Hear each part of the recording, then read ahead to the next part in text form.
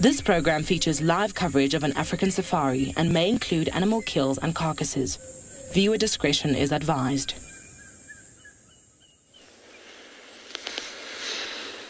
Good afternoon, everybody. Welcome to the Gentleman's Club here on Djuma with a beautiful herd of impala just taking it easy out in the open. We're out and about looking for all things wonderful, all things wild.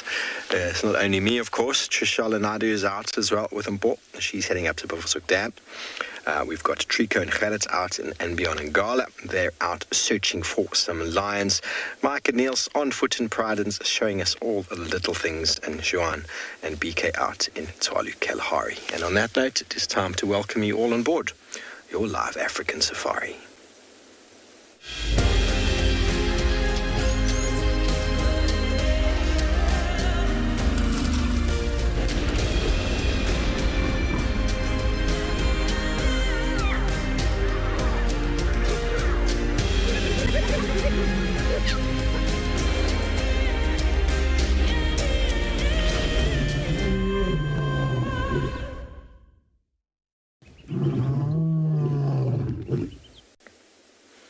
Hello everybody, welcome to Djuma and the Sunset Safari. It is a wonderful afternoon here with our impala males. It is 26 degrees Celsius, 79 degrees Fahrenheit. It's not too warm, it's not too cold. It's a lovely time to be out and about. And our plans this afternoon, we were going to go check out Chitwa and see what we can find.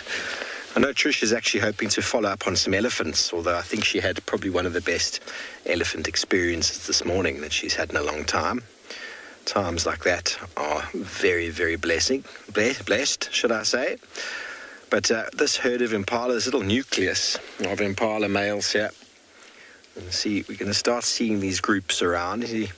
They're a little bit touchy-feely with each other. You'll see now that third one will come in from the left, and he's going to also want to touch that little apple leaf tree there. They have a little bubble around them, and they can't get too close. There's sort of a don't touch me or I will fight you kind of a vibe about them. This testosterone feeling. They'll all be defecating and urinating in the same sort of area. They'll all be competing and strengthening themselves up. If you were with us last night with our lone impala ram who would take a few mouthfuls to eat and then he would look up, these guys are able to eat and eat and eat because there's lots of them. So their objective would be to try and stay in the middle of this little nucleus as the safest place for a predator point of view. And there's lots of time to be feeding and building up condition as they jostle with each other and fight with each other and strengthen their necks, hone their fighting skills for when the exact right time approaches. And that time is soon, but not quite there yet. And it's always a timing situation. Notice that some of the rams in these herds are a little bit bigger than others. Some have got a little bit more development.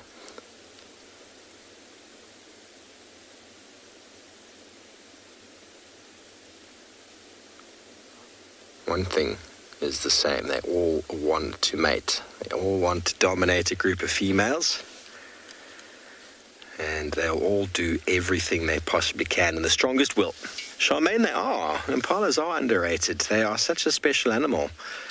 They're the one animal, and I talk about this quite regularly, that everybody who comes to the park is going to see. So when you have guides who drive straight past impala, well, that's a money shot when it comes to talking about animals, and they are a very cool animal to talk about. They're very photogenic.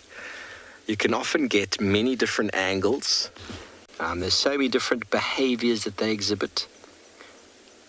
They're very pretty, in fact.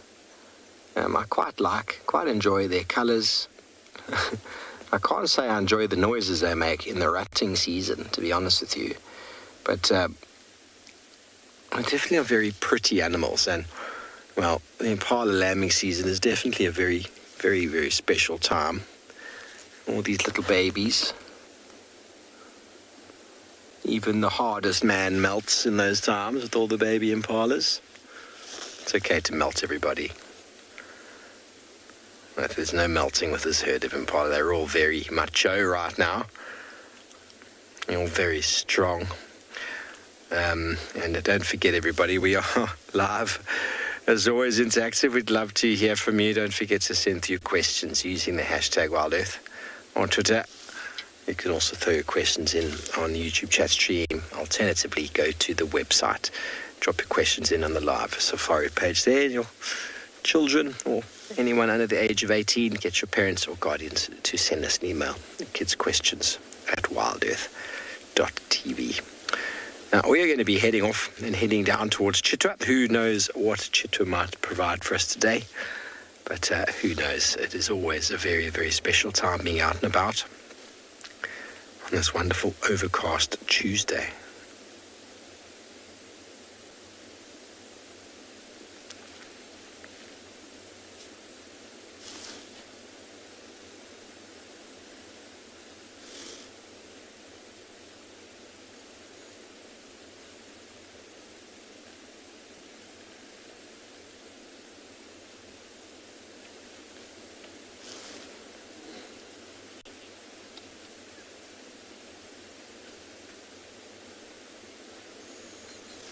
Well, Benson, the shape of the horns are quite important. The older they get, the wider it gets towards the top.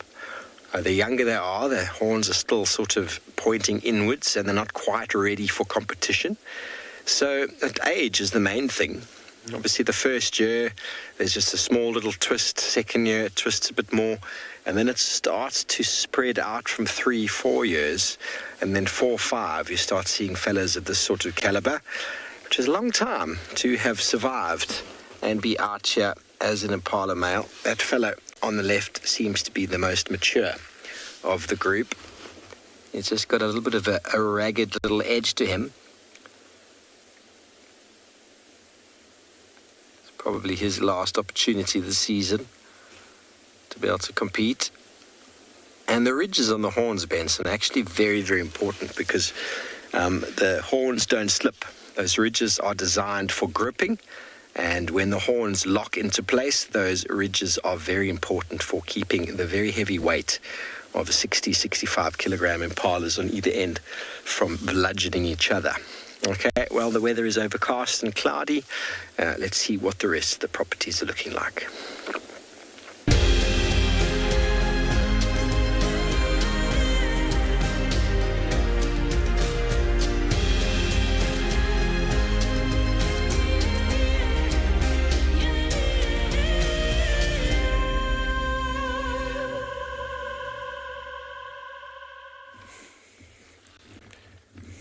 Good afternoon, everybody, and welcome back to this gorgeous scenery in the Kalahari this afternoon. So we have actually experienced that rain locust last night, myself and BK, at the dam and the waterhole that we've heard last night, and it seems like he's known about these clouds and this beautiful rainy weather to have come in, as we've explained that story last night.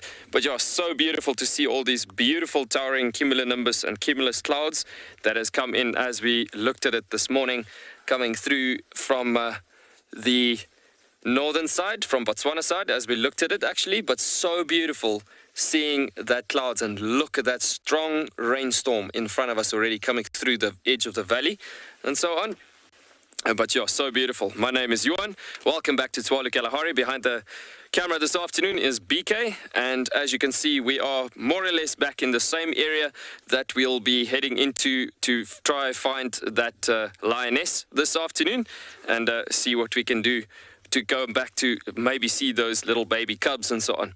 So yeah, we are going to just drive into this valley section over here, just around the mountain's edge and then see if we can get those cubs for you. We are literally not too far from here, well, from the location where she was actually found this morning. But yeah, stunning to see that rainy weather coming in already, as the signs and signals were there since yesterday afternoon already, and we looked at that stratus clouds this morning.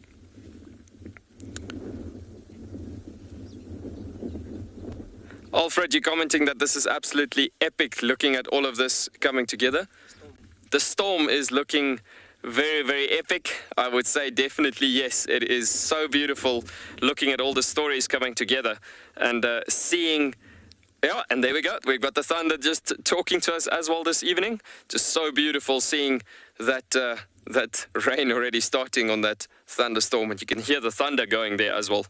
Very, very beautifully happening in front of us there. But yeah, lots of cumulus clouds that's been combining up together there. We've had some towering cumulonimbuses actually already combining up together, and it's building to the entire northern sections of us here, coming through to maybe make us a bit of wet, giving us a bit of rain this afternoon. So beautiful. Stunning to hear the birds coming along with the thunder that we've heard there.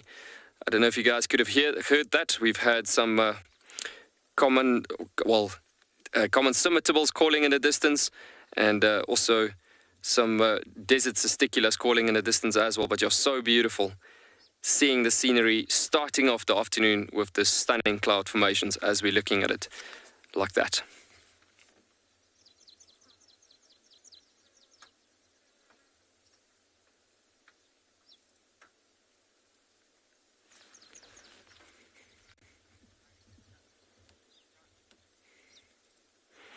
Fancy, you are wondering if the lioness, or do I think the lioness is hiding her cubs from the pride? Those cubs are very, very young, actually, still. So the thing is that those cubs, yes, it's not uncommon for her to hide it from any dangers that could be in around the area, basically. But yeah, it comes from interaction with other lions is definitely avoided at the moment.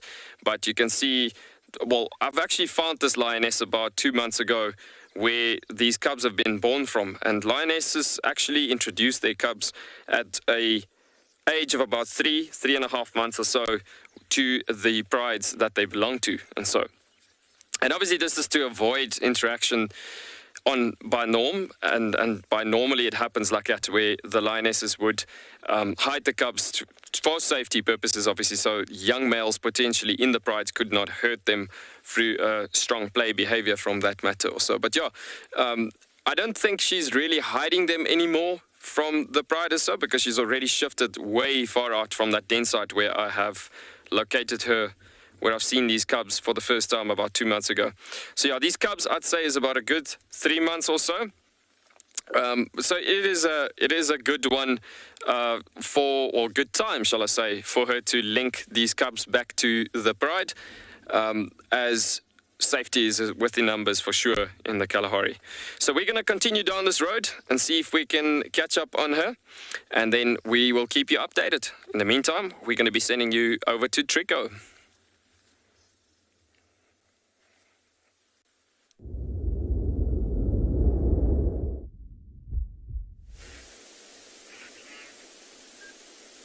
Good afternoon, everybody.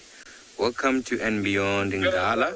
So the plan for afternoon is we're gonna go to this waterhole in our sort of westish, and hoping to find anything interesting there. Welcome, everybody. My name is Trico, and behind the camera I'm with Gert. I'm glad that everybody can join us this afternoon. So in this direction where we're gonna be going, that's where the waterhole is. It's going to take us maybe about 10 to 15 minutes to get there. So I hope there's going to be some birds there around, some hippos, and any other interesting mammals that we might possibly find there. And then from there, we're going to make our way sort of southwest in the area, hoping to find a leopard. It's not as hot today, but as you can see, the sun is starting to sort of like come out. So it's quite a nice weather, nice breeze. And hoping we can find these animals busy moving around.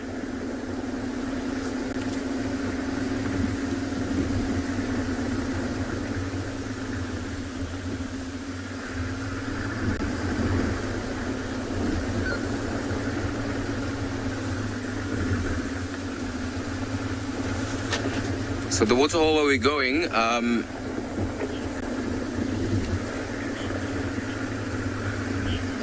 so I hope the area where we're going, I hope that, you know, as I said, we might find some animals there, because we had some lions maybe 2 days back in that same waterhole. And because those lions were hanging around there for a few days, most antelopes sort of try to avoid that area. Joanne, I believe your question is, or you're saying you're hoping to see some action around the waterhole. I hope so too, Joanne. I think it'll be quite exciting to get some animals in and around that waterhole.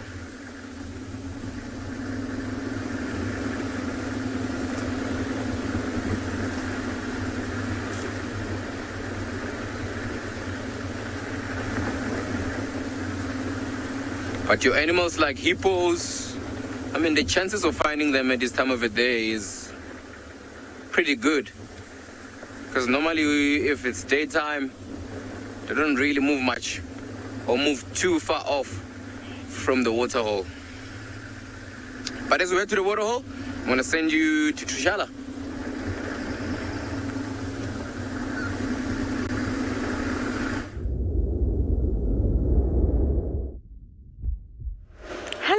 Everybody, welcome aboard. I'm so happy to have you. It's me, Tswalu. I've got Mpo on camera with me, and we are on Cheetah Cut Line, which is the eastern boundary of Djuma.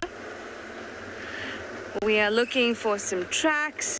What's lovely is this is the spot that we had the elephants this morning. So the elephants have basically cleared the road of any other tracks. So if anything did walk during the day, it would be very clear. And at the moment, I don't see anything. I'm hoping to find more elephants this afternoon. That would be lovely. But as the sun starts to die down, I'm going to head to the den and spend some quality time there. Those are the plans, but as you know, out in the bush has its own plan. We just go along with it. But that's the kind of outline, for now at least. If there's some tracks that pull us in other directions, then that's the bush talking to us. Plenty elephant tracks all over. They really did have a ball here this morning. So did I. So did all of you, I think. So did Mpo. We had a wonderful time.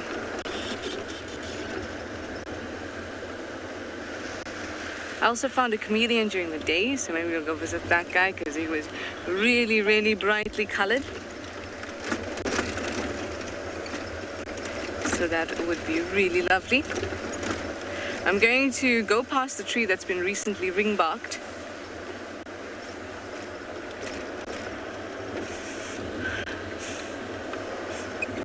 I smell a bull, an elephant bull. There've been a lot around, so hopefully we'll find one of those in a bit. Well, we marked this tree. It was ring-barked today. So we're going to keep tabs on it, but I'm going to keep on moving. I'm going to now move a little bit inward towards Djuma and see what we can find.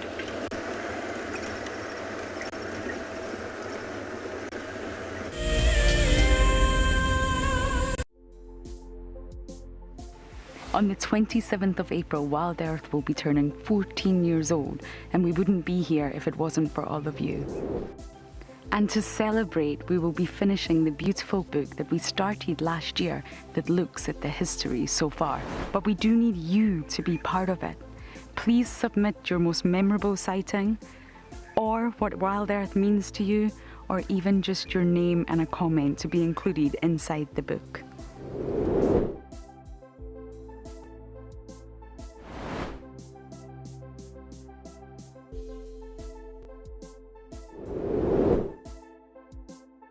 Head over to the website to add your name and reserve your copy. We are offering a 20% discount on all books bought before the end of March. And a big thank you to all of you who have contributed to the book so far.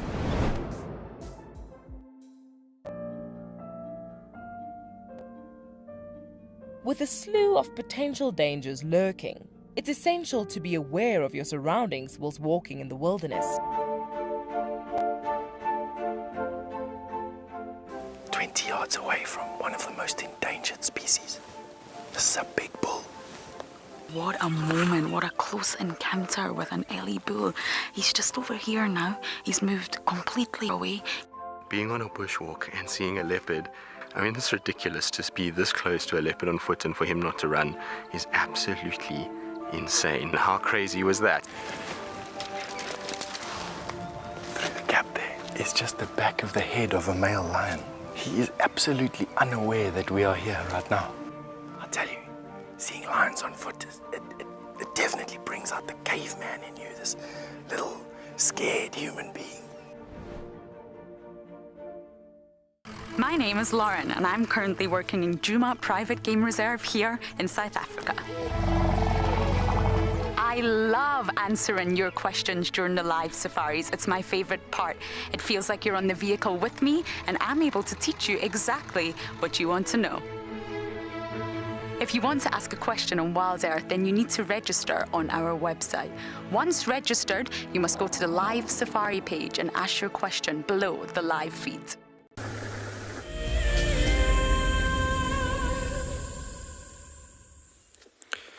And just look at that. Isn't that adorable? So for the last 2 days, for 2.5 days tracking, I would say it's definitely, for sure, definitely well worth it. Look at those little eyes just suckling on its mother. I mean, that is just so pretty. Isn't that just incredible? So, the other thing is, I mean, yes, they are cute, and it's little teeny tiny little babies and so on. But these are not just babies of another lioness. These are babies of desert lioness. So yeah, that is really special to see that the population is inclining on these desert lions. Just so incredible. So as we can see, we had that question earlier on about the cub's size and is she still hiding them proper and whatsoever. Now, if you look at this environment around here, it is very dense out here actually. And it took us a strong while this afternoon to find them this morning. You can see the amount of thickets out here. It is actually fairly dense happening around in this particular spot. And you can see the spot where she's hidden them, where she's come out into an opening spot here on the edges of these bushes.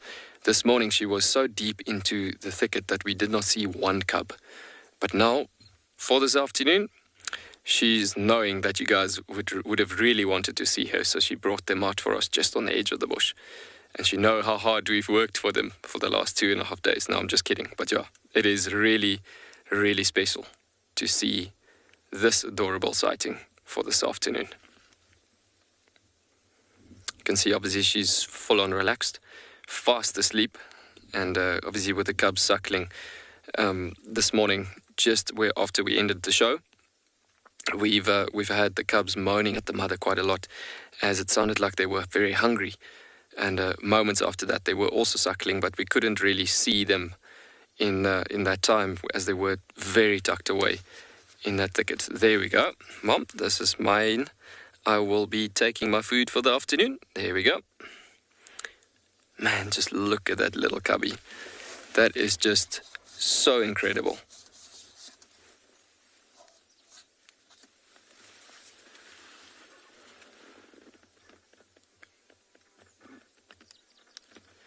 Bernice, you are wondering how long will she keep the cubs away from the pride? I think it's happening within the next week or two, where she's definitely introducing them to the pride. They are still very young and still extremely small, but yeah, it's going to take most probably another week or so.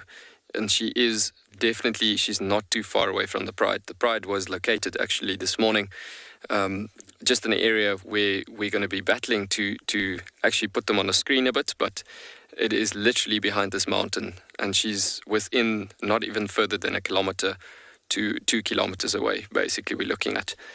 So yeah, just around the corner from where she's at. Guys, just so special. We've been talking about it a few days, especially talking about the colors on these desert lions, and talking about that they are so much darker than your average lions that you find in Africa. And the thing is that that's purely your desert lion bloodline coming out there. If you look at that cub on the furthest side, you'll see that he's actually very, very dark. Looking at the fur coming over the body, actually there at the back of the other side of the other one in front, and you can see the dark fur coming all over the body as already appearing a very, very dark cub. And that's your true natural bloodlines that comes through generally with Kalahari lions. It is really, really fantastic seeing these species and their populations picking up quite nicely. But isn't that just so amazing to see how relaxed she is and how she's fast asleep almost and allowing us to be here?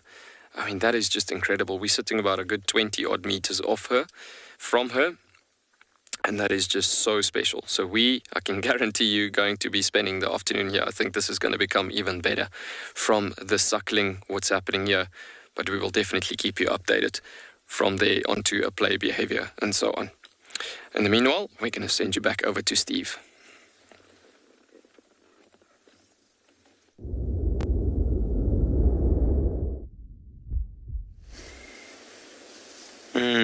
We do have something. We've actually got a whole lot of things here. Grazing. Lovely little herd of elephants. Very relaxed. Loving the green grass. Djuma is awash with green. Plenty of grass, more than I've seen before. And I'd anticipated the elephants to have left by now, but they're obviously going, why leave when there's so much more food to eat? Plenty of grass regeneration. And they are loving it. In seasons gone by, the elephants already would have switched to a primarily tree diet by now, because the grasses would have withered.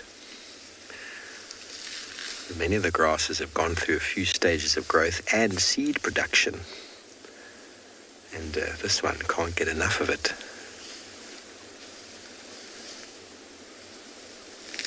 And as always, leaving the very dry lower bits of the grass to fall down. That organic material will cover the soil where it falls. It'll be picked up by harvester ants, harvester termites, to be processed in their burrows. Calvin, the tusks are constantly growing, so there's nothing really for them to do to maintain it. You'll notice rhinos definitely do sharpen or rub their horn a lot, but elephants' tusks are growing, and if anything, they damage them through the feeding process. So it's like having a knife that you're constantly using. Eventually it's going to get blunt, and eventually it's probably going to break. That's essentially what elephants have got attached to their face. Not all elephants break their tusks, but there is always the potential for them to break through fighting or through feeding. Especially some elephants might use them more often than others, and they don't use them, of course, when they're grazing. So there's lots more sort of less effect on the tusks when there's lots of grazing happening.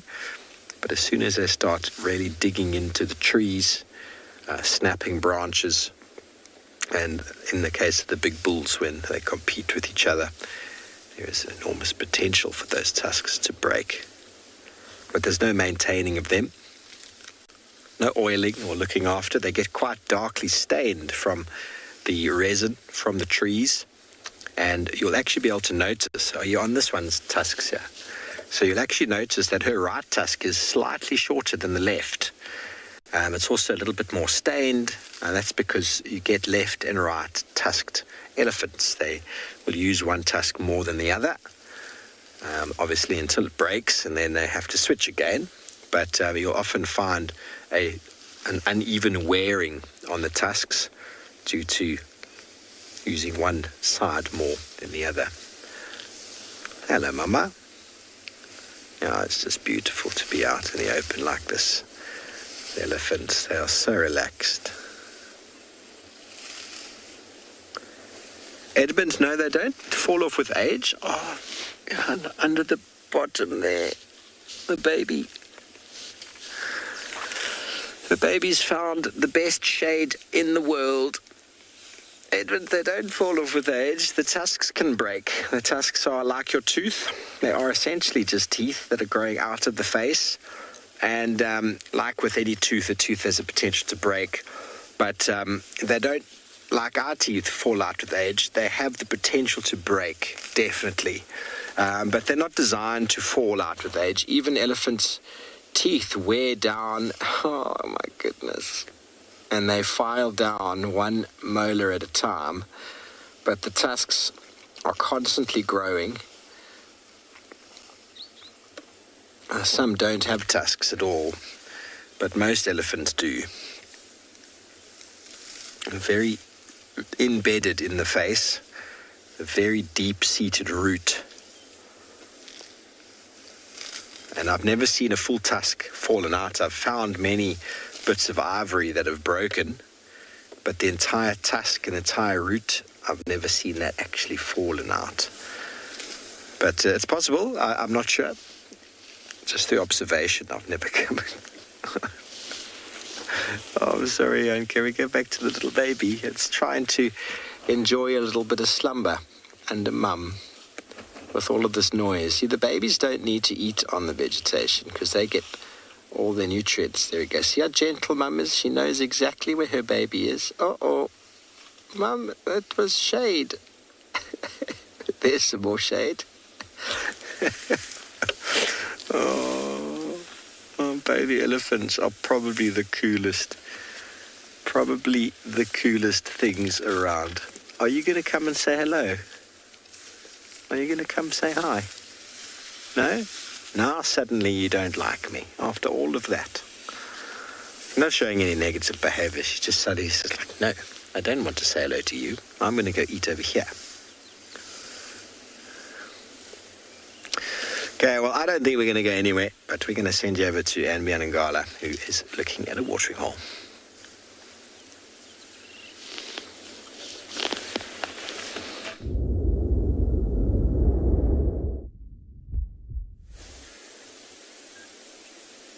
Welcome back, everybody, once more. Finally arrived at the dam. And yeah, we do have a bit of activity in around this waterhole. As you can see right in front of you here, we have some few ducks standing there and drinking and cleaning themselves. So what you see there, if you look at the face, is a bit of white color and a tiny bit of like dark brownish color on them. And a bit of black on the neck. So those are white-faced whistling ducks. Enjoying a bit of bath there.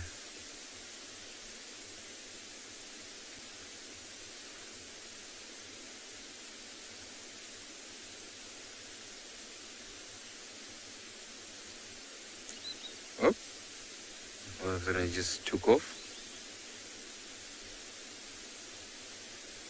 Just wondering if maybe there's something that startled them or they just wanted to change a spot.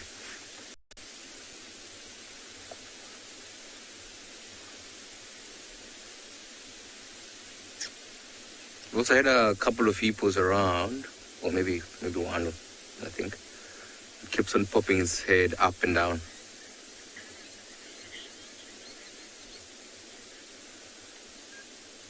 Hell, they are. The colors are just absolutely incredible. And that's nature there. Nature does it best.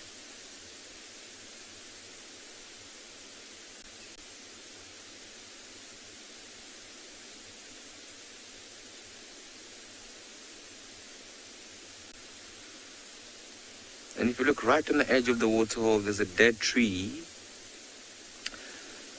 You'll notice on the dry dead tree there, right on top of it, there's a couple of sort of nests that are made out of sticks.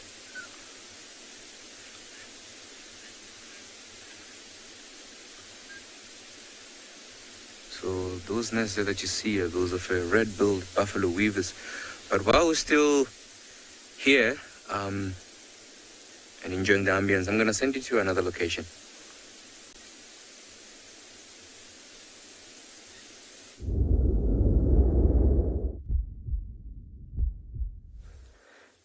Look at that amount of love actually just represented by this lioness. She's literally just grabbed hold of this cub and just holding on to the cub in amongst the arms. Just look at that bond. Isn't that just incredible? Now, I don't know if you've seen that young female has grabbed hold of the female's mouth there and actually just rubbing her mouth there, biting on mother's mouth, bottom line.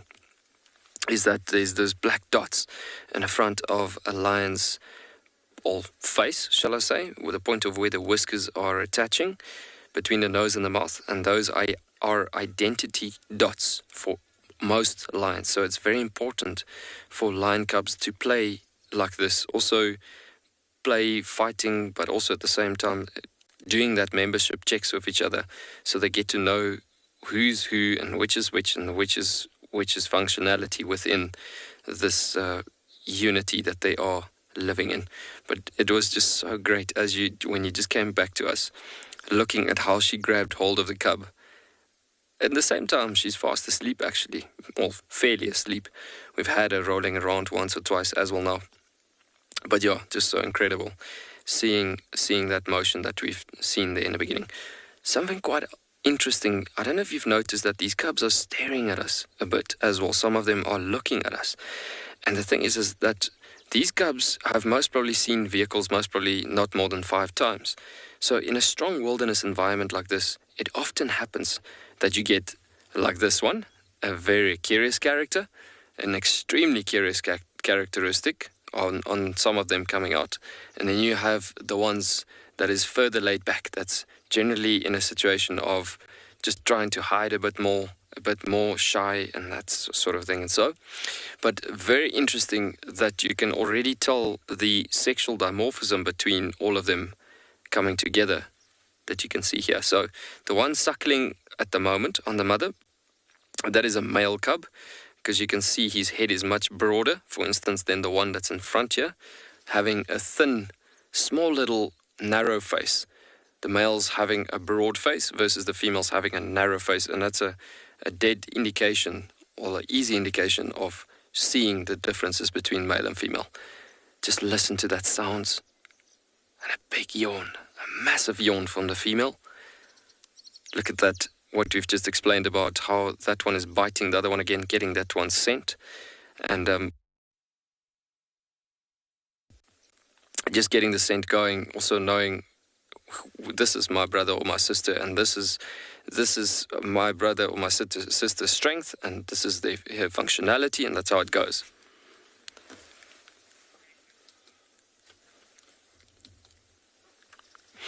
Well, you're asking if the female will get angry at me if the cubs comes closer to me out of curiosity.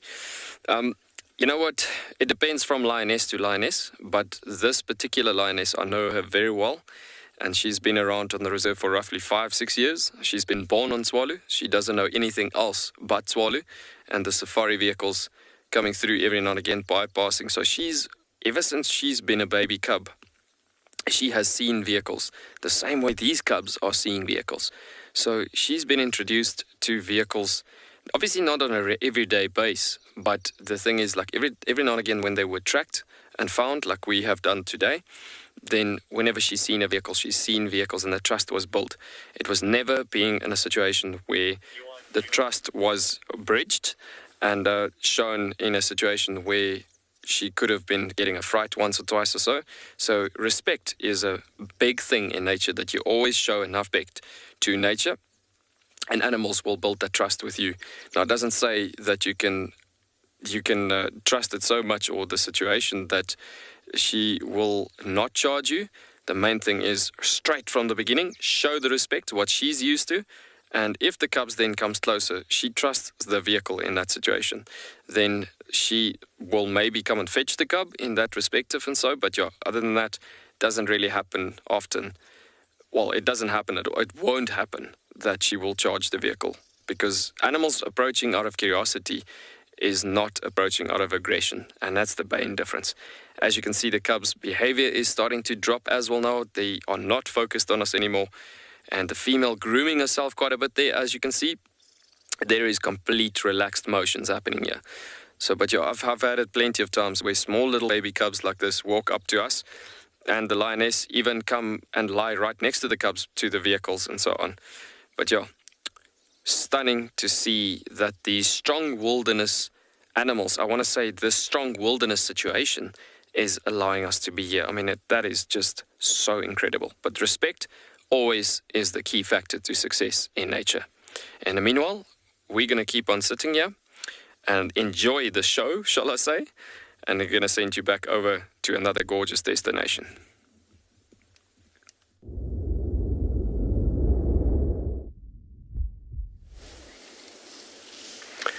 Yes, as Jean, well, respect in life for everything. You disrespect a human being, and you're crossing lines, aren't you? So we should treat all animals and nature as we would our grandparents. That's a very, very nice thought to have. You know, how do you treat your grandfather, your grandmother? That's how everybody should treat everybody. If you no consideration for anything other than that. And when it comes to elephants, a friend of mine summed it up really well. Jasper Visser, we were at eco training recently, and we were just discussing some stuff with some of the students, and he summed it up beautifully, specifically with elephants. If you treat elephant herd like you would your Oma and Opa, your granny and grandmother, then everything will always be okay. But you disrespect them, and you will get a very long story. So, very important to respect nature. Jerome, their bones are very dense. The elephant leg bones are very, very thick. But I can't tell you if they're denser than other animals, because a giraffe have got very, very thick leg bones, which have almost got no bone marrow inside. They're very, very thick.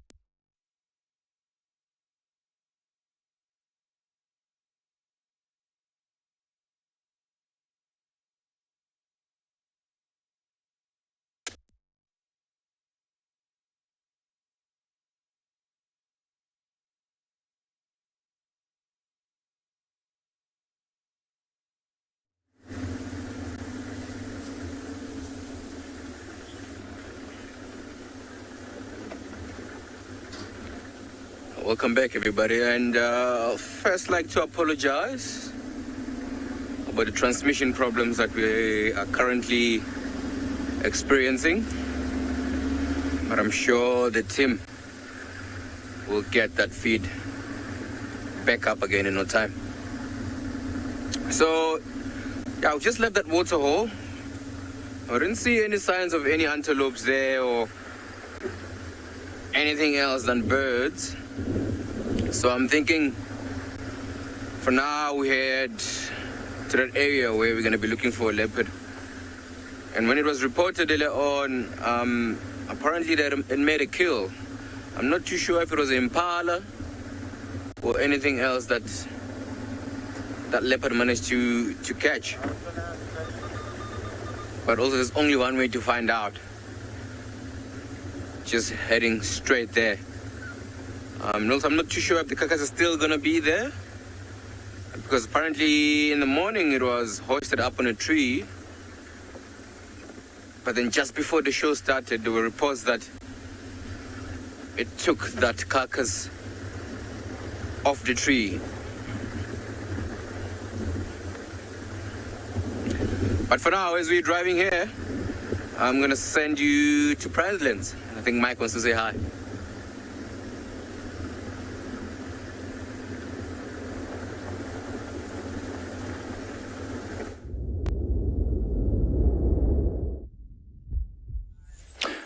Hello, welcome to Eco Training Pride Lands. I am Mike Anderson. I'm so hot today and so muggy that I'm forgetting all the things I'm supposed to say. Behind the camera is Niels, and we are on a bit of a bumble this afternoon. It is really hot and really muggy. There's a bit of cloud cover coming over. It's the perfect opportunity for us to go and investigate what's around Ndlovu Dam, which is where we are right now.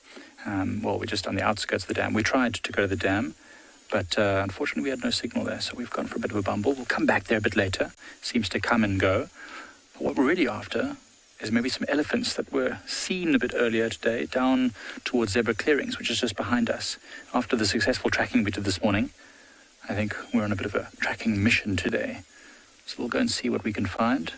As you can see, it's very grassy, very thick. We're just following some animal pathways in the hopes that they will lead us to some sort of furry, hopefully friendly treasures. Elephants, buffaloes, maybe Lagatha, that lioness. She's been around this area recently. We've seen her tracks. Anyway, let's go and see what we can find.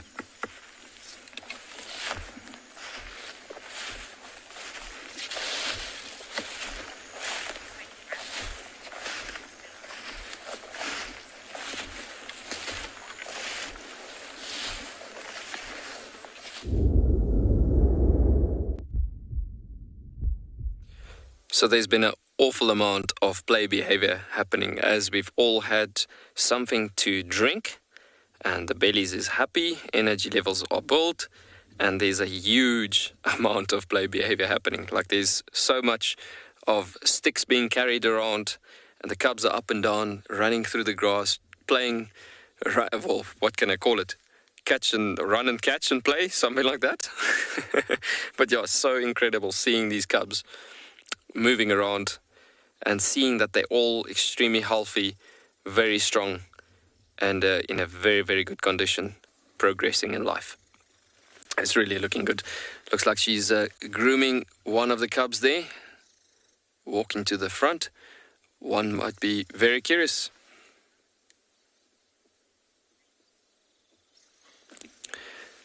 Cheryl, you commenting that you would love to see a cub that has a little mane.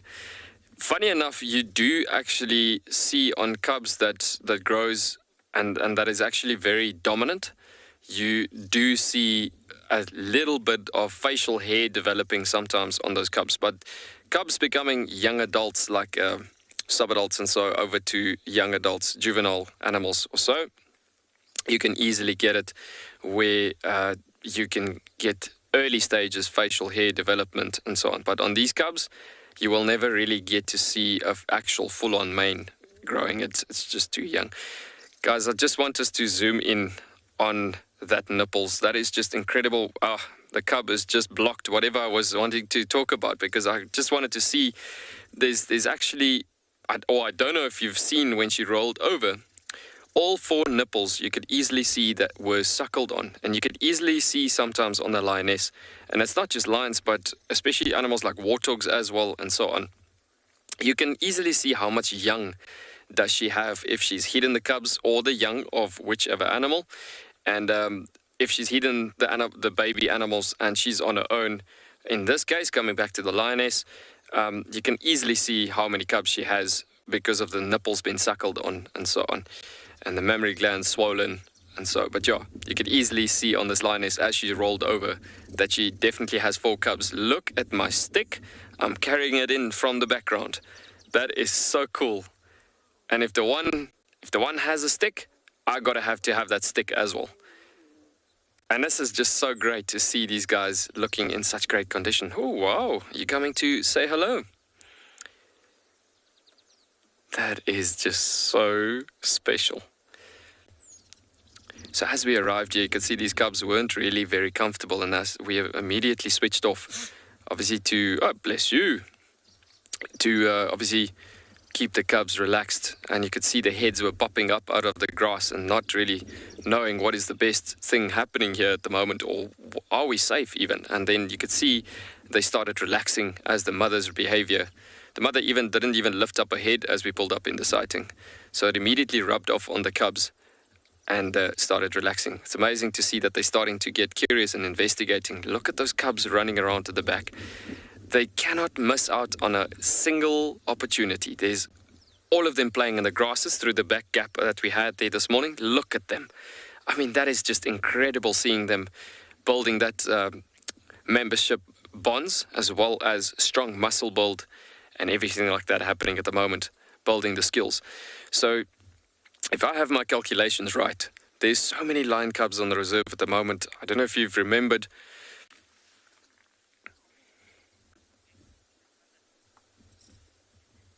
Yui, you are wondering if Kalahari lions are bigger than other lions? Yeah, so sorry. That my apologies again on that question. I didn't hear all of that. But yeah, there was the question was, are Kalahari lion cubs born bigger than the other cubs? No, it doesn't happen like that. You do see the cubs basically being the same size as a normal average lion. That happens pretty normal actually. But yeah, the size in growth happens at a very quick rate, and it speeds up in growth quite a lot because of your lion prides in the Kalahari becomes massive actually quite quick. And as I was going to say about the prides numbers and so, and my calculations and so, it could easily get to this pride now with these newborn cubs. And there's still another female with cubs hiding in the mountains somewhere. But yeah, looking at it from that point of view, we're looking well over 12 lions in this pride already. It's crazy how much lions have been coming up in the numbers in this pride.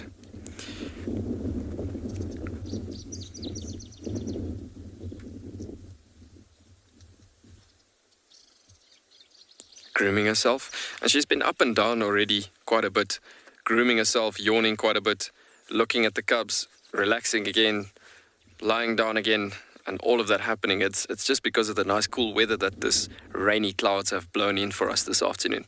I must say, it is so stunning to sit here and it's not boiling hot. It's just so gorgeous looking at this sighting and experiencing such nice weather for sure.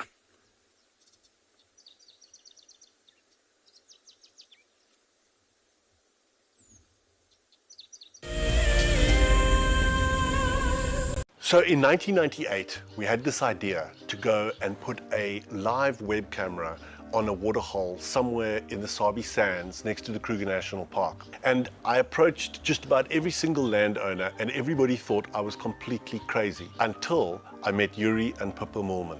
We thought it was definitely a fun idea and a worthwhile thing to experiment. And it immediately became a runaway success. And it gave people all around the world the opportunity to watch a little piece of Africa day and night.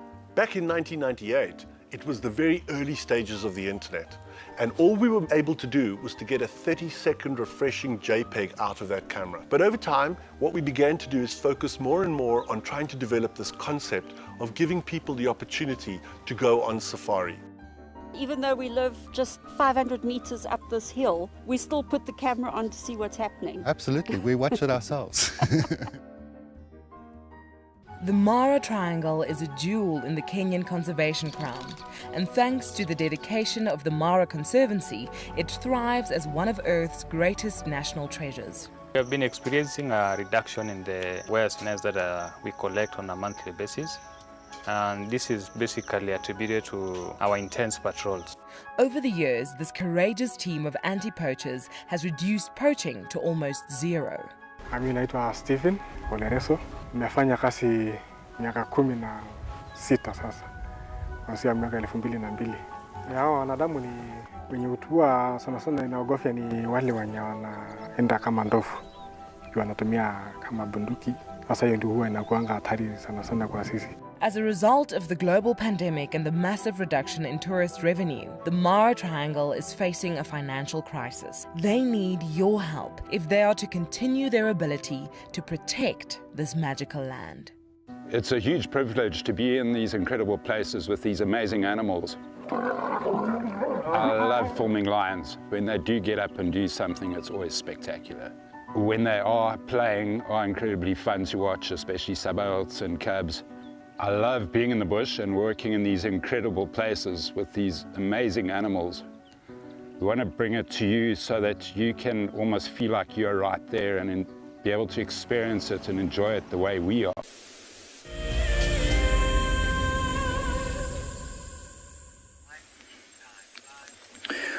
Well, we didn't get very far because I'm constantly distracted by all sorts of little things when we're trying to track animals. And what I saw was quite interesting. This little clump of webs here is from a community nest spider. And this is a very small clump. I mean, it's about the size of my fist, maybe a little bit smaller. So it's very tiny. And so in this, probably only living 1 or 2 or maybe 3. In fact, I can see one of the spiders here, but it'll never be able to be shown on film, unfortunately.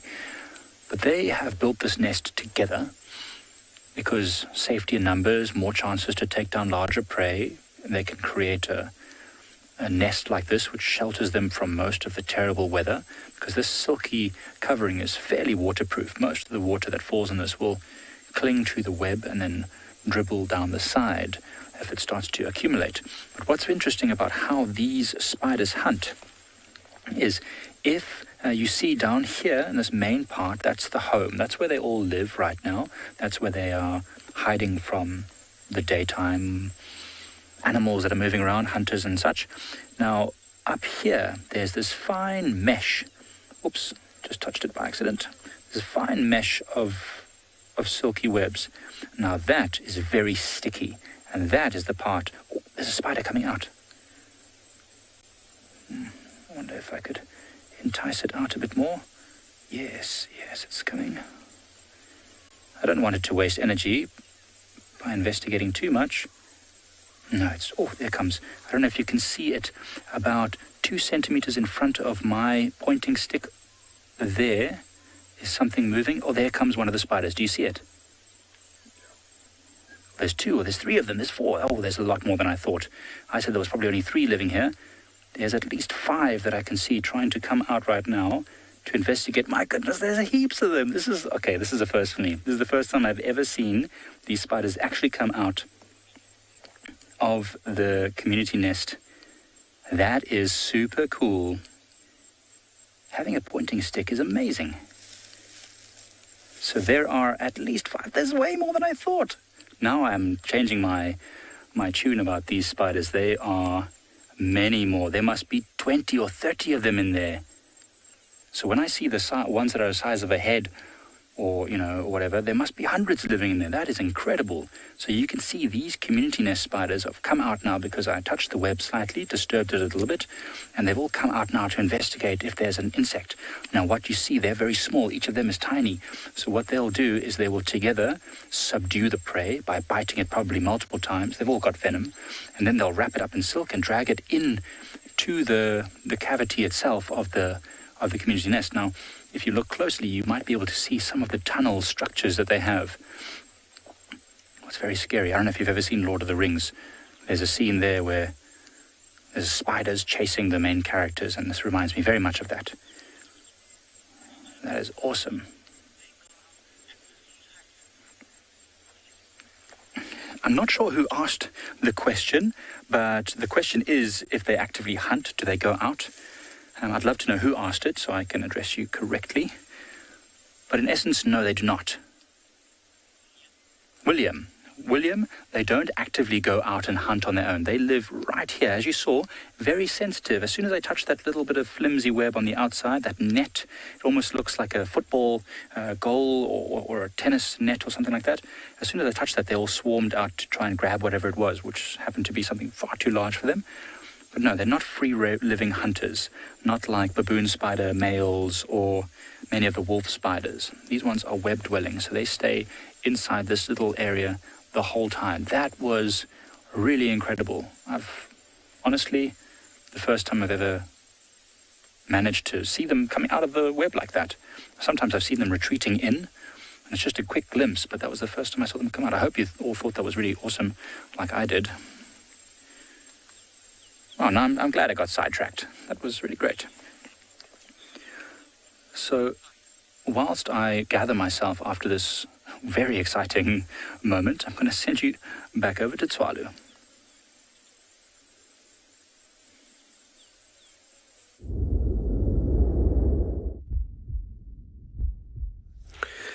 So there's quite a lot of grooming happening on this female here with this little cub, and there's a huge amount of play behavior. These cubs are literally rolling each other at the back, and it's almost like a playground they're having at the back entrance there, that alley on the right-hand side of the bush. But yeah, just seeing these cubs in and out of this scene and the setting, just seeing that interaction between mother and cubs as well. I mean, that is just so incredible. So what I want to do is I can hear there's audio happening every now and again. I'm going to just stop talking for about a minute or so, and we just listen. We just listen to what is happening here.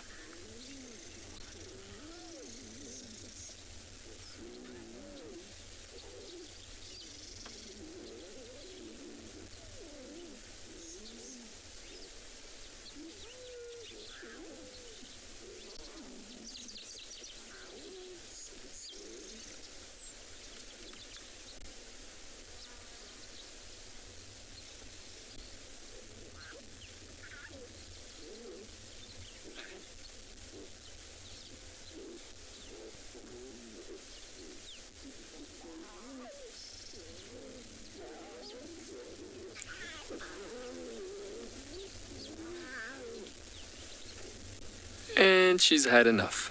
I hope you could hear what was happening there. There was so much audio happening there at that given point. Look at the cubs actually trying to jump onto the mother's back. And so check out how dark that one is, just the last one walking into that spot. Stunning, guys, just so incredible.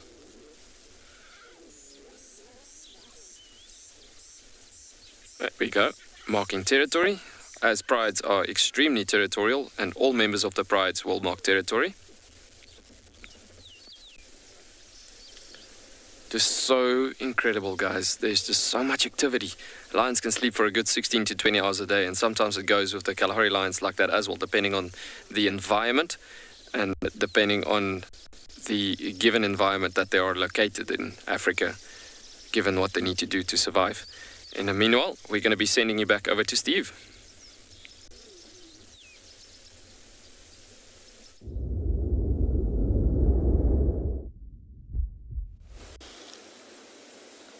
Welcome back to Djuma, everybody. We've got two of the most spectacular birds of prey out and about. And one of them has just been grooming the other one, giving it head scratches. Now, I don't know about you, everybody, but I absolutely love head scratches, and so did the individual on the left. Now, quiz time. Ladies and gentlemen of the audience, who is the one on the left? The one on the left, is that the male or the female? The one on the left, looks like it wants more head scratches. Give me more. Look at the pro in position. Give me attention. Send your answers to #WildEarth or throw them YouTube chat stream. Jared is waiting to collect your answers for you there. Oh. Allo grooming, a very important part of social bonding in large birds of prey. It's very important for them to be able to assist in cleaning. And now it's trying to get some back. Just come on, I want some too on my head. Okay, so the one on the left, is that a male or female? You've got a 50% chance of getting it right. If you don't know, that is okay. I will explain it to you afterwards. Nothing like a good nose scratch with talons of steel.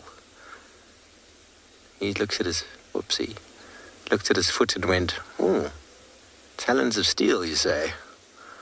Look at this chest. Let me puff it out a bit.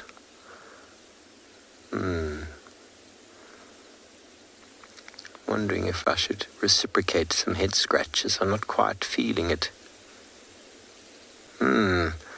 Well, watch and wait with a 50% chance. Watch and wait. I'm terribly sorry to inform you that your answer's wrong.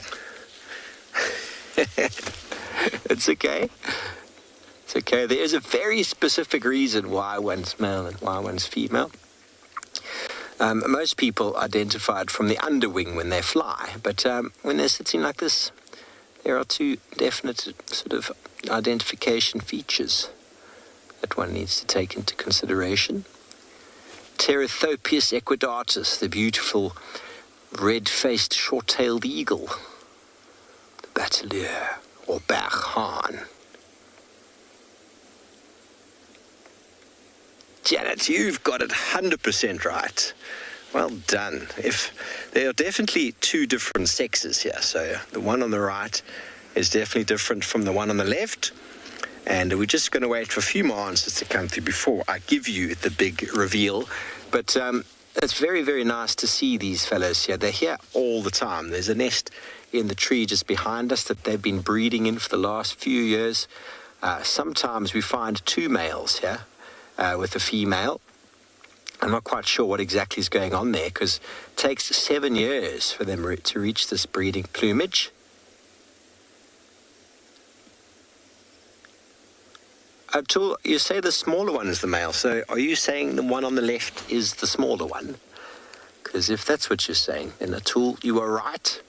And I forget who gave the last answer as well, but they were right as well.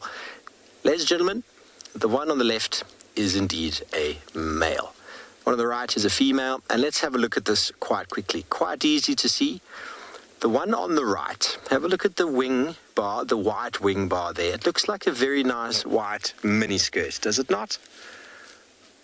Well, maybe something like a miniskirt. The female has got a miniskirt, and then on the shoulder she's also got sort of the whitish sort of patch. So she's wearing a bikini top and a miniskirt, and the male is wearing a waistcoat with black leggings. A beige waistcoat with long black trousers. So very easy to identify. The male is also slightly smaller than the female, which is normally common practice in birds of prey due to the fact female spends more time on the nest with the eggs, and the male a little bit more time searching for food. But there's a dual purpose for why male and female in raptors also have a different size. And the other purpose is that they're not as competitive when it comes to food. You'll notice in goshawks and sparrowhawks, generally the female's a fair bit larger than the male, and it enables him to also be more fleet-footed and to catch maybe faster prey. Just slightly different niche, when it comes to feeding. You'd hate to be competing too heavily with your bride, otherwise she'd get a little bit envious and jealous. So you kind of adapted to a different type of prey base. But the Batelier eagle are almost exclusively scavenging birds, but they will feed on snakes and lizards, small mammals if they can get them. But they are very, very agile flyers and very able to fly in very low or cool conditions. So wonderful to see our little Batelier family.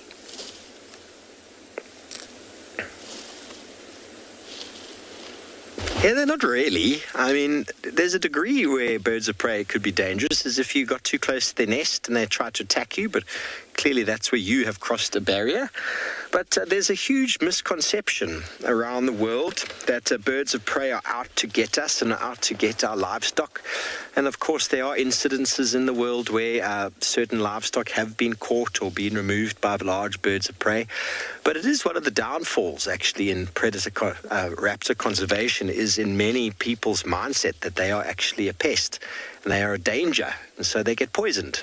And it's a problem. In South Africa, the Batelier is poached for its eyesight. Some people believe to have the eyesight of a Batelier is to be able to see into the future, quite similarly to that of the vulture, with amazing eyesight, enables them to have good luck. So it's very sad that these birds are poached for the muti trade. Martial eagles, which don't really have much of a threat on livestock, are poisoned as well by farmers who think that they're just out there eating their lambs all the time, which is not the case. But yes, if I had a small child and I was hanging around in an area with very large birds of prey, I would be careful just leaving it on the lawn. I would just definitely be aware of what's going on. Okay, well, we're going to move on from our birds, head over to Chitra, and we're going to send you back over to Trish.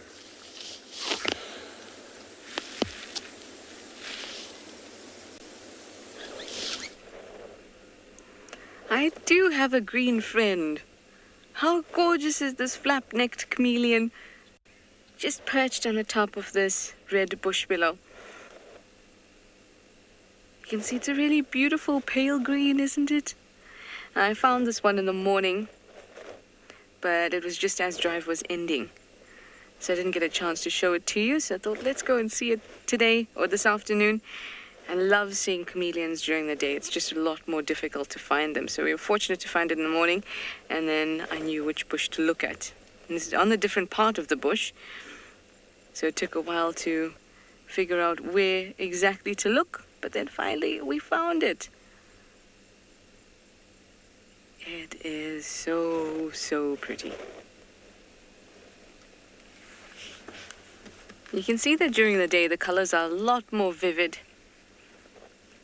And all those lines, the pale lines that are there on the flanks, as well as those ones that go vertically down the back or across it, those ones are a lot more vivid too. Even those lines on the eyelid are very vivid during the day. Now, if I were just driving past and I didn't know that it was in this area that I needed to look for it, I'd never be able to see it. So have a look if you'd be able to spot it, because the color is just perfect. Look at that, it looks exactly like the leaf, and what's working for it too is its size is this perfect size for this little, it's quite a short red bush willow or young red bush willow, and most trees when they're young they have larger leaves so that they can photosynthesize a little better to get a young tree, that extra kind of oomph to get going. So it's the perfect size for these leaves.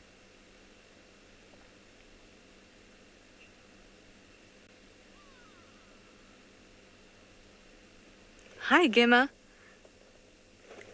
You say, what vibrant colors and beautiful patches, or patterns rather. It really, really is. I love seeing them in the day. There's nothing like seeing it in natural light. It's also nice that during the day you're likely to see them foraging about. This morning, the same one caught a cricket, which was excellent to see, but at the moment you can see that it's at the top of this tree and it's trying to catch as much of the sun as it can before that sun starts to escape behind the horizon and it gets much cooler. Being a reptile, it relies on that sunlight. It looks very relaxed.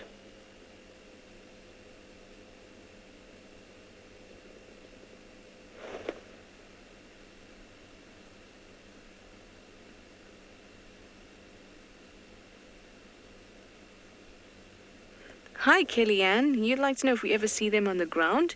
We definitely do, but it's not very common.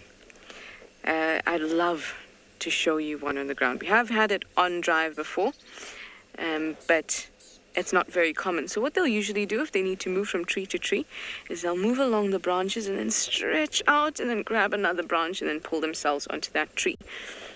Because if they're on the ground, then they're very vulnerable. So they try to make that transition, if they need to move on the ground or cross the road from one place to another, they try to make that transition as swift as possible.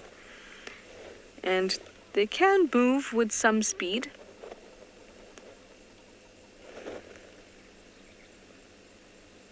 And when you're on the ground, you will see that. Even if they're trying to move from tree to tree and they need to just get that one hand on to get grip and pull themselves, you'll see that they can move quite quickly.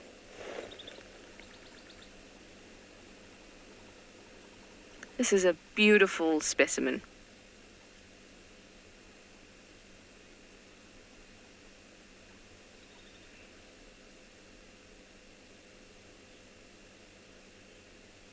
Hello, Courage. You'd like to know if they ever use their tongue to move from branch to branch. Do you know? I mean, I thought about that myself today, only because I've seen that in cartoons and things like that. But they certainly don't. It was just an image that popped into my head. No, they don't use their tongue to move from branch to branch, although that would be quite a spectacle. At least we have cartoons to show us what it would look like. But the tongue can't wrap around stuff, you see. It just has a sticky end.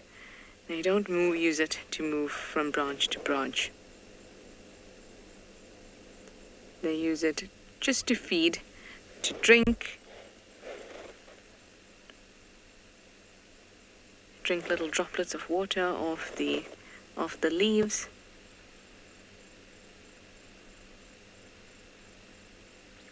I get very excited when I see that tongue of theirs.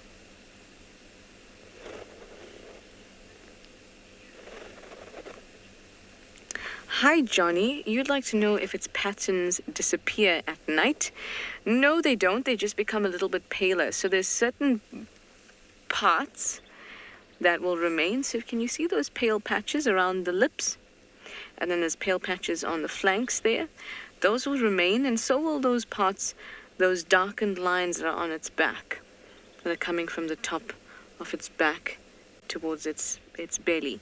Those will remain. They just kind of change in how vivid they are. So they'll become a lot paler, and the whole chameleon becomes a lot more uniform, a lot paler. Because remember, when it's in a relaxed state, then everything is very green. It has to excite certain cells in order to create different colors in those patterned areas. Or at least vividly. If it's relaxed, like they are in the evenings, not as in the chameleon is relaxed, the cells are relaxed, then there will be kind of a uniform paleness. But those patterns still exist. They're just a little bit paler and more difficult to see. Anyway, Tswalu's lions are on the move, so let's send you over.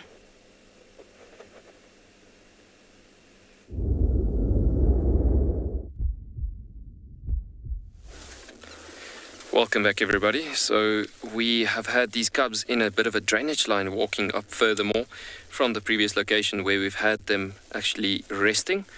You can see these cubs slowly but surely learning as well how to cover a certain area, walking through a certain area and so on. From a safety perspective, how do they approach an area also with the tall grasses? But cubs one by one just popping through, all of them just coming through. BK, all of them has passed, eh? Right, cool. Let's just continue going here and see if we can follow them a bit furthermore. You can see the cubbies are all in front there with the mother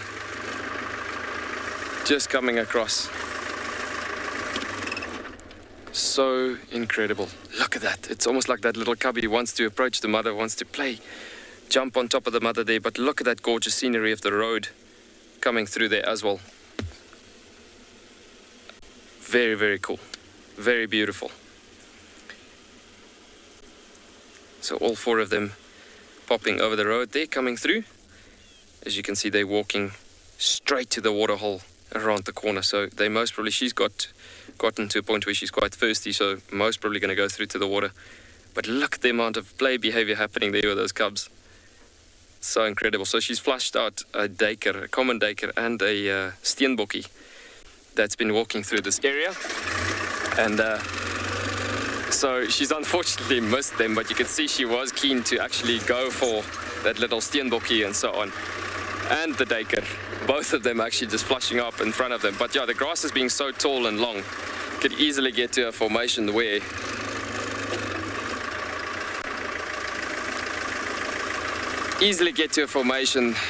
they need to know what is the best thing to do, but also flushing up antelope, knowing that it could have been some sort of form of danger as well. Guys, we're going to just stop here for now because we are going to lose signal from here.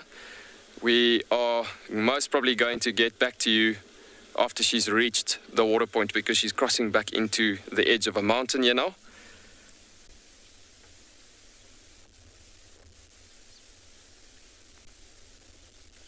So we're going to try stick with her.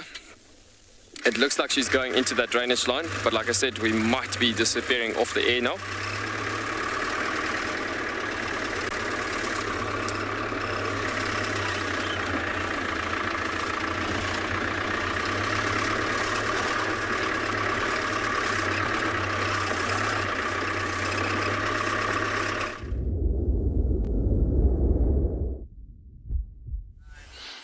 So, as you can see, I'm standing in a bit of an open patch of bushveld here. And the reason why I've stopped here is because there's some pretty cool trees. And the first one I want to talk about is this one right in front of us over here. Now, this tree, I believe, is a mature greenthorn torchwood, sometimes just called a torchwood, or a balanites. And it's a very interesting tree because, as you can see, it's been used by elephants before. It's got a bit of mud on the side. As you can see, it's got a tall spreading crown like that. And it becomes flat-topped like an umbrella thorn acacia, or what used to be known as acacia, but it's not. So you can see there's been some elephants that have rubbed their body over here on it. And that's particularly important to notice because it's got this knobbly, rough bark, which is something they develop as they get older, I believe. Normally the bark is smoother on young trees. Now, this must be very comfortable for the elephants. But the fruit is also edible, not particularly tasty. And elephants often gouge the bark of these trees, and I'm not sure why, and I'll show you just now. But this tree has got what we call a fluted trunk. So as you can see, the trunk has undulations on it, waves all around the side of it. And so you can see that elephants are not able to rip the bark off completely off this tree. So it ends up having some channels where nutrients can still travel. So it cannot be ring-barked easily. And so that this tree will remain living much more so than if it was, let's say, a mapani or a marula, which has a round trunk. Those are easy to be completely ring-barked, and that then opens them to being killed by a lack of nutrients. Now, if you see, this one as well is not having an extensive amount of spines up in its upper canopy there, probably because it no longer needs them. It's so tall, giraffes can't feed on it, elephants can't reach it, so the spines really do nothing for it, so it's just stopped producing them. There's another one, a slightly younger one, just to the right of it, which I'll show you now.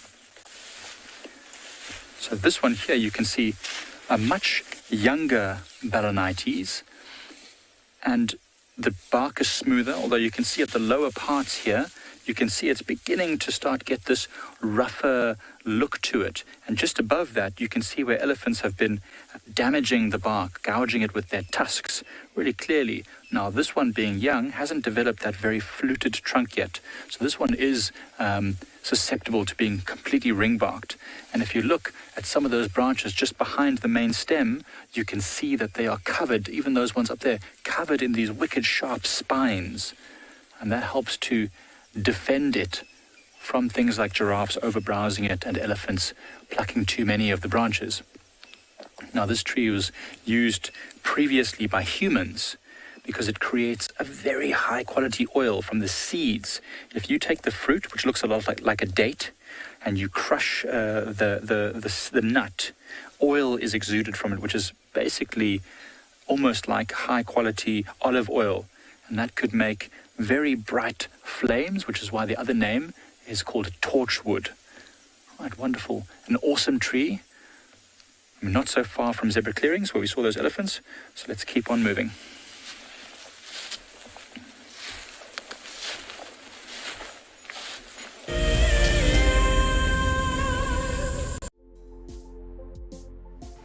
On the 27th of April, WildEarth will be turning 14 years old, and we wouldn't be here if it wasn't for all of you. And to celebrate, we will be finishing the beautiful book that we started last year that looks at the history so far. But we do need you to be part of it. Please submit your most memorable sighting, or what WildEarth means to you, or even just your name and a comment to be included inside the book.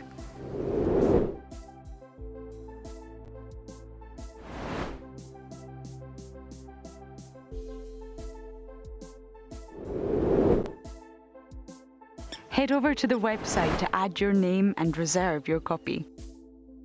We are offering a 20% discount on all books bought before the end of March.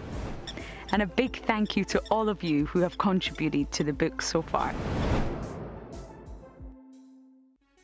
For all of you WildEarth explorers who bought plaques, today is the day that you will make your very first safari on our vehicle. Because we are quite remote here in the bush, they have taken some time to arrive, but I am happy to say they are here and they look great. Marcel has spent the day attaching them. Let's take a look. Before we mount these nameplates, we just give a light dusting of green paint. This is to better match them to the color of the vehicles and also to decrease the reflectivity of the metal and thereby staying sensitive towards the animals. Bumbo crew, hopefully, Dan Black, Liesel Apgar, and Alicia George. Well, it's time for me to get ready to take you all on a safari. Let's go.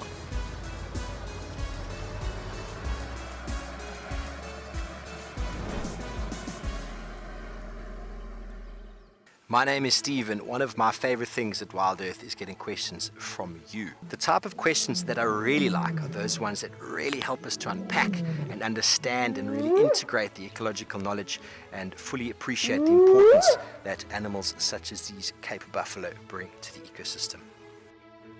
If you want to ask a question on WildEarth, you're going to have to register on the website. But once registered, just head on over to the live safari page and enter your question under the live feed.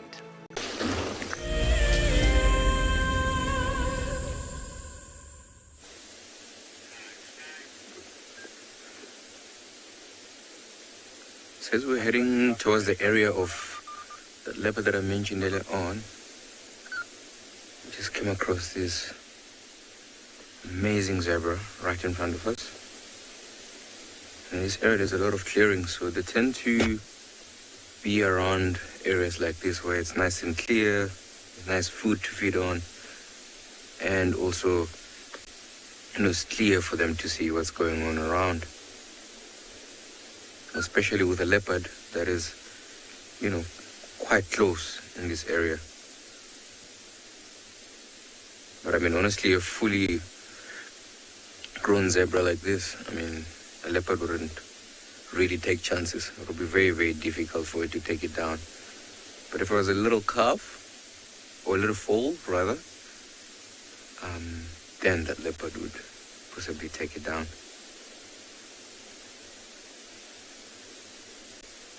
Oh, they have some beautiful stripings on them.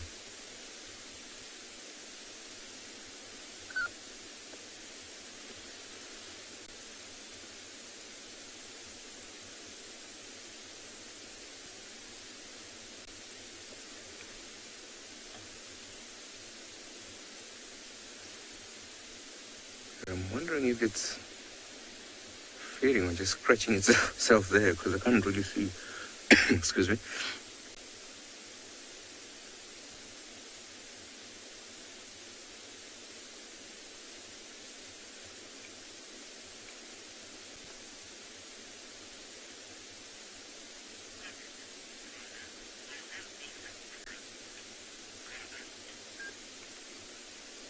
Carl, I'm glad you can join us. They're absolutely amazing animals, hey? I like them a lot as well. And you can see as it's walking, the tail, and every now and then, sways side to side. And with us just sitting here, there's actually a lot of insects that are flying around that are a bit irritating. So that's why that zebra is swishing the tail like that. And there's a bit of a log right in front of it. I think it's probably trying to scratch itself on it. Oh, there we go. Because remember, there are some spots that they can't reach. Like for example, on the forehead, or on the side of the cheeks. But sometimes they'll find logs like that to help scratch themselves and have an itch. But sometimes they'll also groom one another.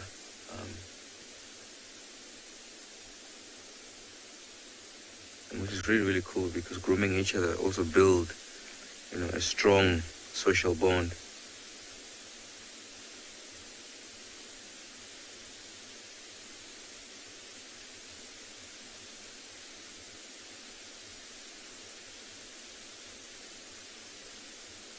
Just imagining how nice it must be feeling for this zebra just standing there and maybe scratching off the edge.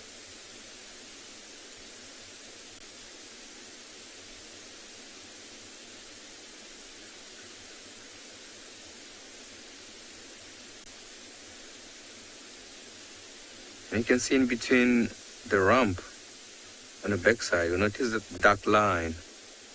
All right, it's actually a little bit thick. So what you're looking at there, it's a female standing there. If that is a male, that dark line would be much thinner.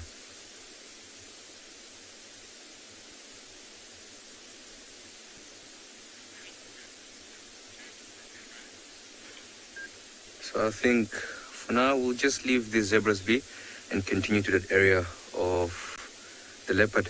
And yeah, I'm gonna send you to our other location.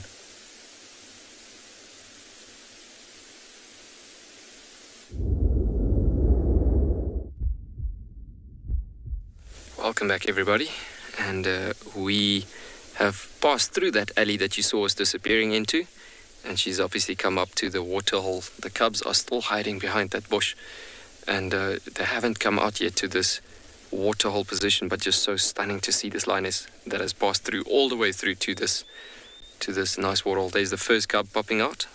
Look at that. So I'm just scouting around the bush trying to figure out, what is mom doing? What has she come to do all the way out here? And she's reached this water point, and this would be a good training session for them, for just how to approach water. Obviously, as I said earlier on, is how to approach it from a safety point of view. She might even call them closer for those training purposes, where they might come and walk straight out across to her position where she's at the water. Look at that little one, still not trusting the situation full on yet, and trying to figure out what is the best situation happening here at this given point. And sometimes when they approach the water, first things first, to come to see their first reflection in the water as well, you get to a point where they sometimes it's almost like they're looking like they're growling at the water, and there's some sounds coming out and showing their teeth at the water as well. But just so incredible seeing how she's come all the way up to this spot and having these lion cubs brighten out in the open, seeing them coming through. Can you hear the thunder going in the background as that thunderstorm is building up in the northern side of us as well now? But very cool seeing these guys like this, and have approached obviously all the way through to this position.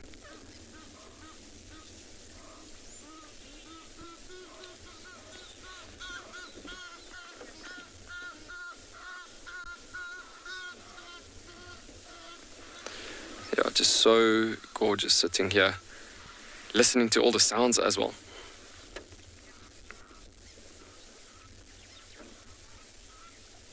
Gavin, you are asking if she has to eat more and feed more to obviously keep on giving the cubs enough adequate milk to drink, and so yes, she has to work hard for it. Actually, the thing is that she has to hunt quite a lot to obviously get the adequate amount of milk supply and so on. Look at that little male cubby being the first one to come down to the water, just drinking nicely over there, just so incredible, testing the water, not knowing if it's safe to do so, and check how courageous he is actually walking straight up to the water point.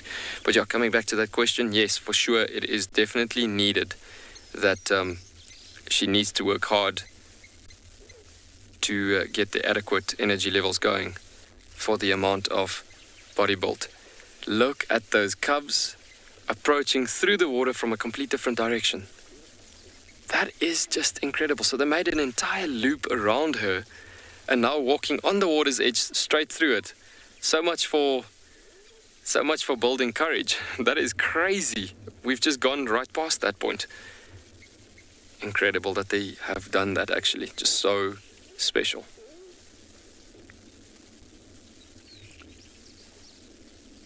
So those guys are literally just in a formation there where they didn't trust the water situation so much, and then suddenly decided, you know what, it's all else fails, let's do this right now. So then suddenly they all came through the edge of the water, and then all of them has reunited with the mother there, obviously seeing that they can trust the situation, and then obviously came to join right by her side, because they can't drink at a far position. There's the glare happening there where he's just facing the water. Now started drinking very cool. So this is all a trust build situation and a good training session happening at this given time. But yeah, she's also a fantastic mother. As you can see, all 4 of these cubs are still alive, and she's done a really good job at protecting them. And if you look at her condition, she's actually a very, very strong female that's been lasting a pretty good long time. And lasting with these cubs, look at that stunning posture. Oh, she's such a gorgeous animal with those cubbies. So, so beautiful. How is that image?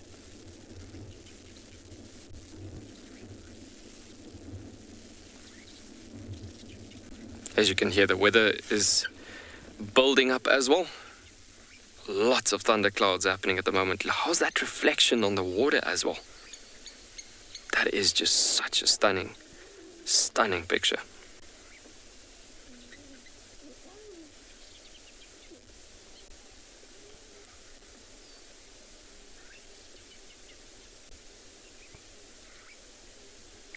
Looks like she's going to move off, back in towards the edge of the bush there. Cubs moving, following her. One by one, starting to try to get the trust build situation.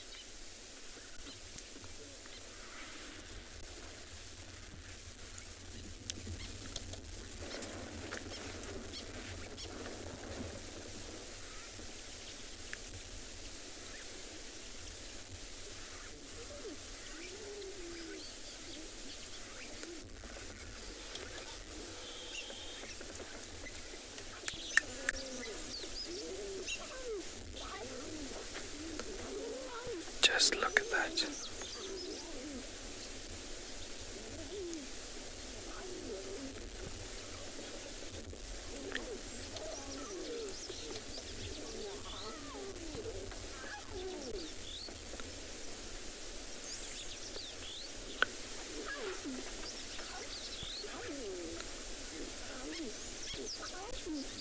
Becky, you are wondering, how do lions communicate?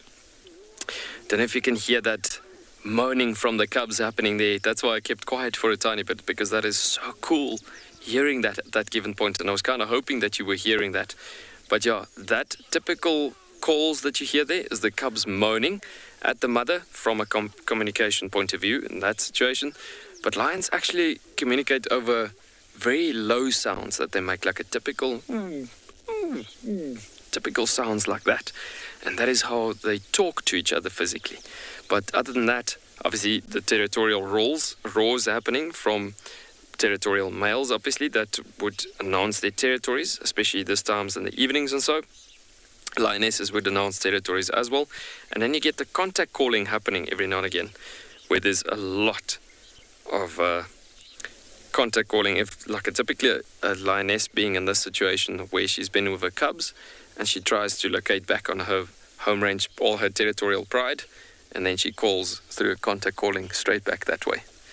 And then they'll respond as in a full-on, I want to say, teamwork pride roar that happens, and then it gets to that where they relocate on each other through communication systems. Guys, isn't that just so special, looking at that combination of all those cubs together?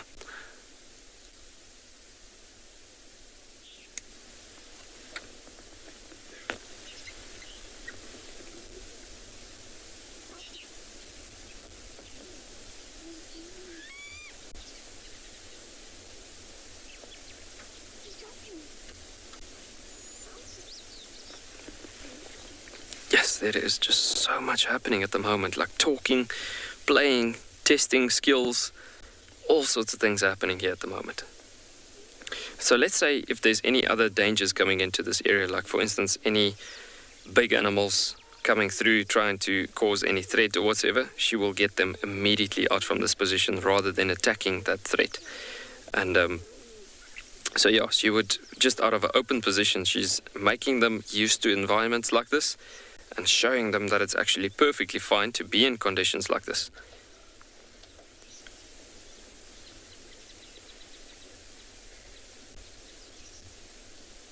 And then obviously training them how to escape from dangerous situations, how to approach dangerous situations, how to approach normal situations, whatever the case might be.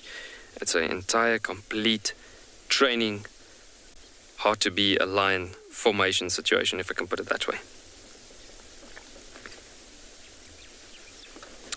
What's so special for me about this entire sighting for this entire afternoon is that we found them where we left them this morning, where we couldn't see the cubs.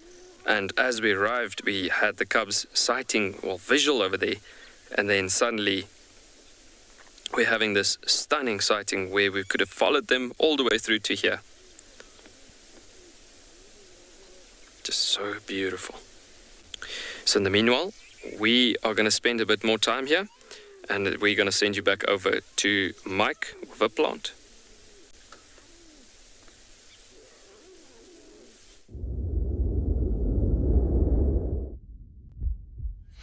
All right, so we're in zebra clearings now, and as we were walking up here, I noticed a little bright little fruit just down there amongst all this undergrowth. Now, if I just open this up a little bit, you can see a little spiny cucumber looking, well, it doesn't look like a cucumber at all, but it is in the cucumber family. The scientific name of this, I believe, is Cucumis anguria, and it is well sought after by many animals in this area, including elephants. We had an elephant storm our camp recently.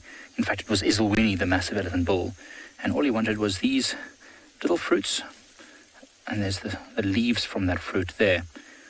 See, it's covered in spines. They can make you a little bit itchy if they get onto the skin of, let's say, like your inner arm or the backs of your knees. It's a little bit uncomfortable, but otherwise not harmful to us at all. And apparently, this little fruit here has a flavor or a taste not dissimilar to a cucumber, a normal commercially grown cucumber. Now, I'll try one in a moment, but I'm just a little bit loath to until I can 100% confirm my ID. But if it is Cucumis anguria, it is native to parts of Central, Eastern and Southern Africa, and has in fact been naturalized on many places from South America to the West Indies as well. It just seems to be a very hardy plant. I mean, it grows in very dry conditions, much like the Kalahari, where it's also in a similar family as things like tsama melons, which of course are dug up and eaten by the Kalahari desert animals, like gemsbok and even some of the zebra that live there.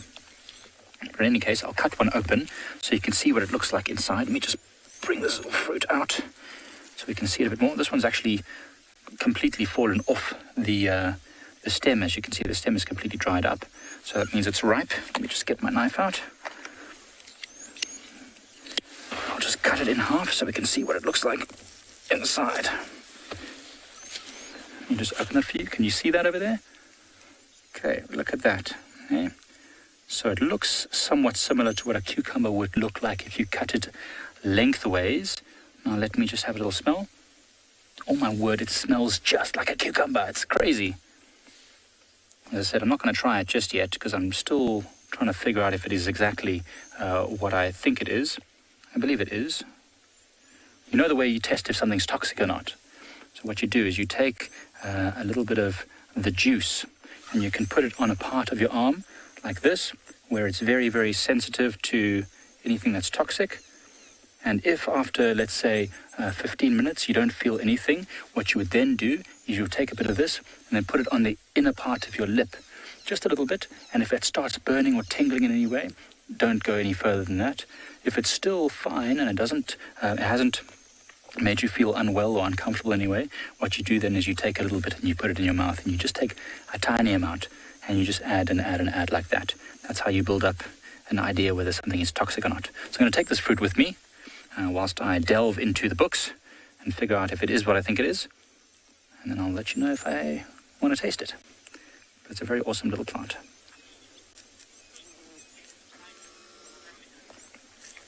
Emily, that is a good question. So if you look at a map of South Africa and you look right up in the northeastern corner where the Kruger National Park is, if you would, the park is quite long and thin.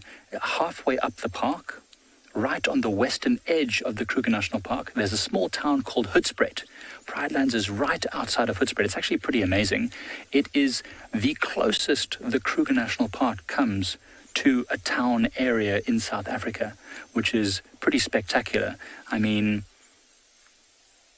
we have here lions, leopards in our camp all the time. We've got elephants, Isolwini walking around, giraffes. I mean, it's incredible to think that we're so close to, human habitation, and it kind of makes me hopeful in some way that one day all over the world, and especially in Africa, we'll be able to live more or less in harmony with nature, humans and wildlife living together in close proximity.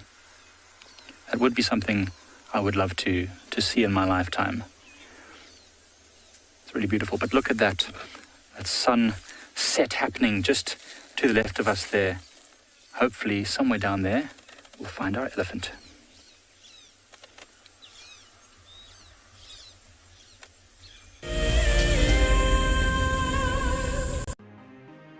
It's the month of March, and WildEarth is offering you the chance to win a brand new prize. Sign up to be a WildEarth Explorer, and you could win a 5-day eco-training ranger experience for 2. Eco-training is the pioneer and leader in safari guide and wildlife training in Africa. The lucky winners can look forward to approaching dangerous game on foot, tracking and 4x4 driving, learning about animal behavior, and even spending one night sleeping out under a blanket of stars. In addition, you will also get the exclusive opportunity to join the WildEarth team on the broadcasting vehicle. Sign up to be an explorer now, and it could be you that wins this life-changing experience. Terms and conditions apply. For many years, WildEarth has taken viewers from around the world to the Mara Triangle, a place of majestic beauty and abundant wildlife. But it wasn't always like this. Before 2001, it was infested with poachers. Illegal harvesting and hunting was rife. Now the situation couldn't be more different. The hard work and dedication of the Mara Conservancy has revolutionized this magical land. But now, the loss of revenue from tourism has created a grave crisis. The Mara Conservancy needs help if they are to continue protecting the reserve and supporting the local communities whose livelihood depend on its survival.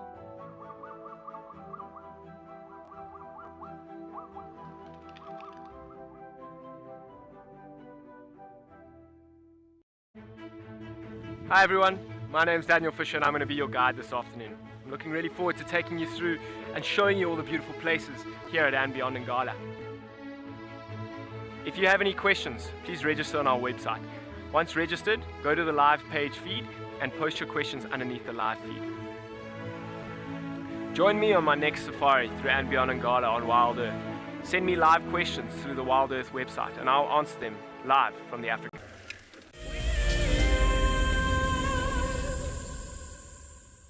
Well, welcome back everybody, and as you can see there's still a lot of activity happening here.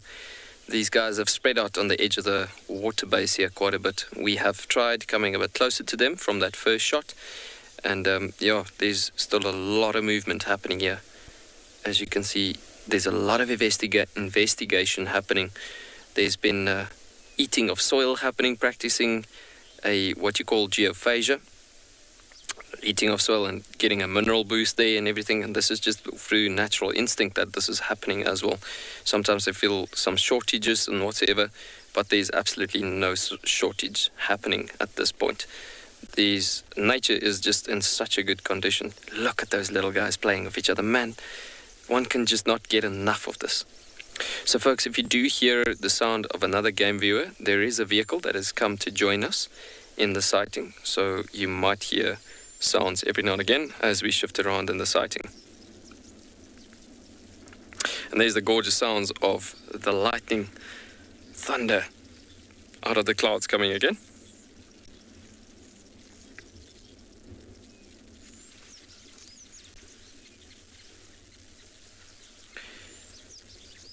So just before you came back to us, yo, listen to those cubs actually shouting to each other. I don't know if you could hear that. Listen to that.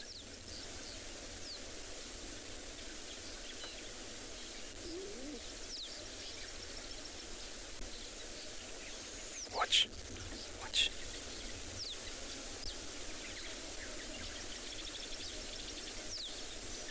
He's about to possibly jump onto his sibling's back. Look at that. Action is about to happen pretty soon.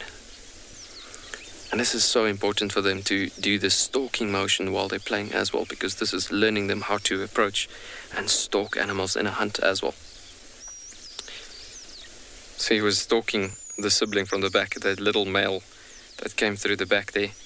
There we go, there we go, there we go. And I'm jumping almost on top of you. Look at that. Isn't that just so special? I just can't get enough of this. This is just incredible.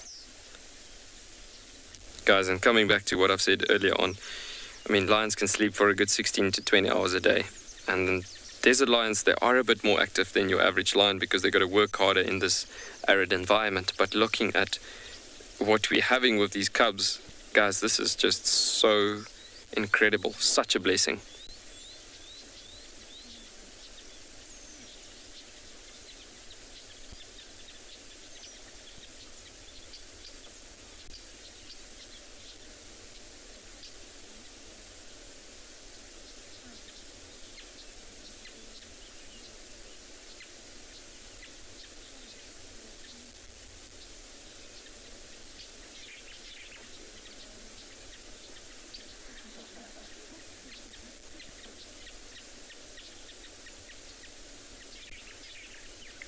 Fantastic, just so incredible. So now we've been pouncing on each other, we've been running and we've been playing, and we just keep on building that strength and membership bonds. Yo, guys, this is becoming more and more of a blessing just furthermore. It's just so incredible. And you can see the lioness. We don't see her yet at the moment. Marie, you are wondering how much do lion cubs weigh? These cubs are easily between 5 to 6 kilograms that you're looking at here. Something even lesser to some of the smaller ones, which is like the females and so. But yeah, they are very young still, these guys. They're still growing, but growing fast at a quick rate and so. But yeah, you're looking roughly at around about 5 to 6 kilograms. And obviously that can vary from one age to another as they grow older. But these guys, I'd say, is roughly around about there. And now I'm investigating the water again. Man, it's always so much fun watching these cubs, learning the curves of a lion's life and knowing how to develop into a proper adult desert lion. So as I was saying earlier on with the lioness, we're not looking at her yet at the moment, but she's so relaxed at still with our presence being around here. But at the same time, she was focused quite a lot around in the areas as she was looking to the north and then to all different directions to the south, constantly updating, checking and seeing if it's still a safe situation for these cubs to be around an open place like this. If you think about how the cubs approached the water, first things first, very, very cautiously in the beginning. And then you're thinking about how much they have built their confidence over the last couple of minutes. It's just crazy to see how quickly they learn and how much they adapt to their conditions. But at the same time, obviously, because they're still young, they are still learning a lot. So the lioness still needs to be focused, constantly looking around, looking for any possibilities for trouble that could be coming through in the area. So she's still on high alert, looking around while the cubs are playing nicely over there.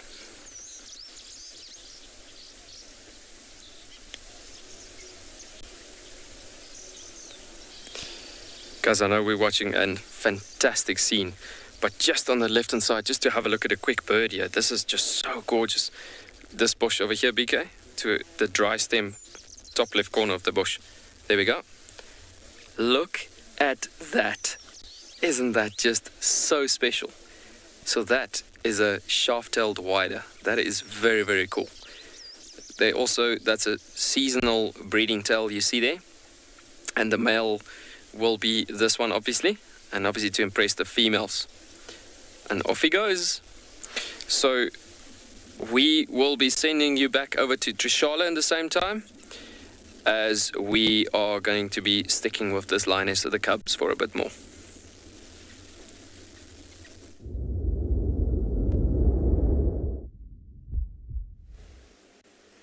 So we've been around the den and we saw the cubs, but no adults were around. But luckily there's a whole lot of elephants. I love spending my time with elephants, so I couldn't be happier. We'll go and check out the den again in a bit and see if the adults are around. But for now, we can enjoy the sights and sounds of these elephants. I actually think this might be the same herd that I had this morning, because they've sort of moved in a straight line from the east to the west from where they were this morning.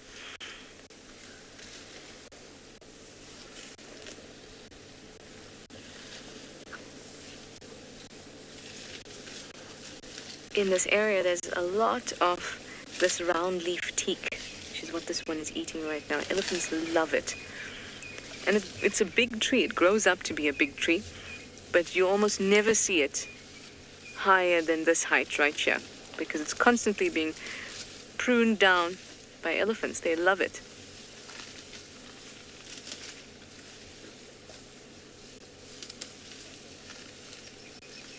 It also causes you, while you're driving, to kind of get stuck. You think you're just going to go over a bush, but it's not. Because it's actually an old tree, it's just not being able to grow. There's this thick stump at the base, and then you kind of hit straight into it, and it's a bit embarrassing, but it happens out here.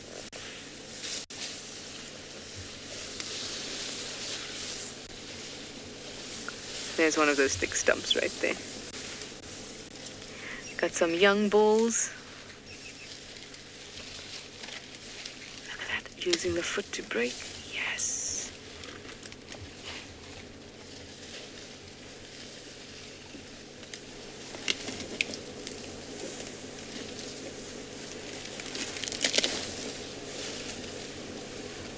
It almost turned it around so that we could have a better view. Thank you, Mr. Young Elephant. Oh, this is a Mrs. Young Elephant.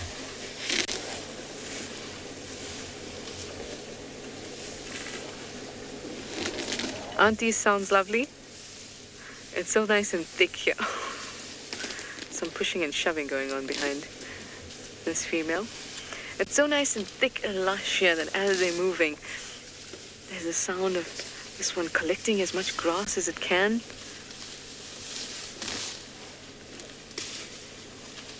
And then moving it through. Oh, look at this. Stripping leaves. Mary, hello. You'd like to know what is the purpose of an elephant's trunk? It's actually an incredible piece of work. An elephant's trunk allows it to move and to still be dexterous in other ways. So it can still touch other elephants as a social communication, behavioral communication. It can still smell things. It can still eat as it moves. And that's very special, because really the only other animal, land animal, that can do that is us and other apes that are able to still move and use their hands. But none does it as well as you and I and these elephants. That is a huge advantage.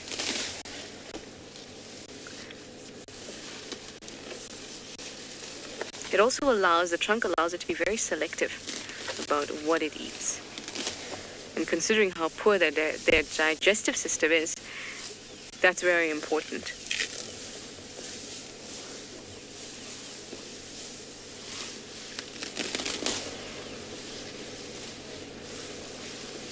Look at that. Look at how she can select the grass that's greenest.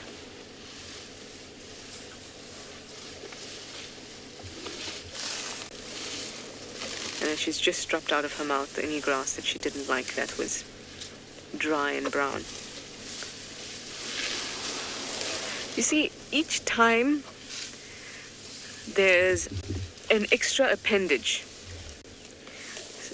something that allows you to collect information that you wouldn't have been able to collect previously. Intelligence gets developed, and that's what's happened with elephants and this use of this trunk. This is very, very, very interesting. Anyway, let me send you over to some playful cubs at Tswalu.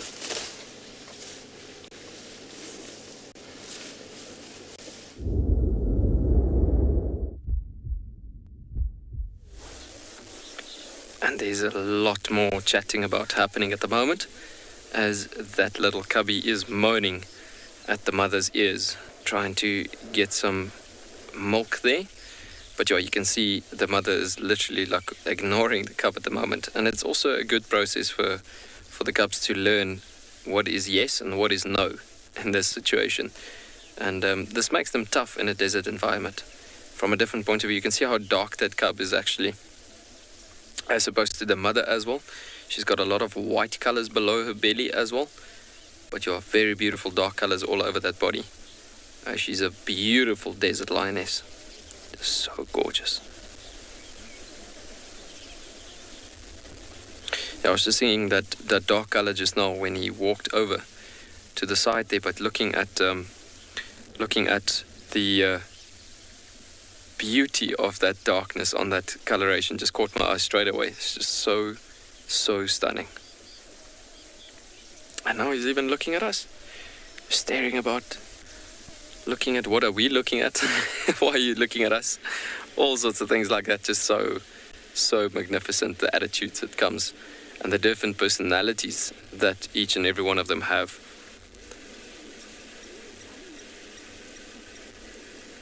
So beautiful. Stunning, stunning. Gorgeous, gorgeous.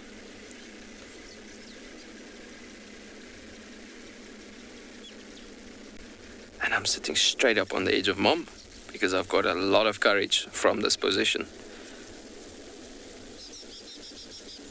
Beautiful. So guys, once again, like I said earlier on, if you do hear a game viewer moving off, it's just a game viewer that was looking at these stunning little cubbies joining us in the sighting just now. But they are leaving us now.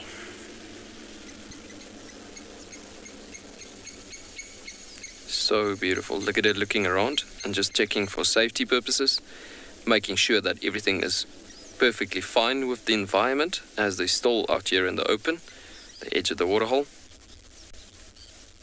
I can hear a lot of zebra calling in the front and the northern side of this waterhole.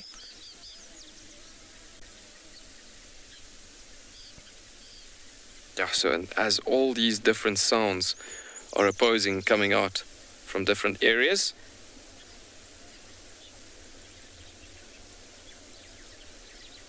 Natalia, you are wondering how many cubs can a lioness get? Anything, and that doesn't matter between the normal African savanna lionesses or your normal lions in Africa versus your desert lions. It stays the same. You can have anything, or they can have anything between 2 to 4 cubs in a litter. And that changes over from species of lions, for instance, to leopard being different to whatever the case might be with the different species of different predators. Beautiful sound of a blacksmith lapwing coming over again. But yeah, anything between 2 to 4 cubs in a litter is what we're looking at. So that blacksmith lapwing that came with great sound over us has just landed on the edge of the water's base and came in for a drink. Now you can see those cubs are staring at that blacksmith lapwing. Speaking about colors, how gorgeous is that? And look at that reflection on the water. That is just so beautiful. So blacksmith lapwings you find all over Africa actually, in most locations where you could find water. But yeah, you find them quite a bit in the Kalahari as well, at the water's bases. If you remember, Trishala had one on the screen a few days ago as well.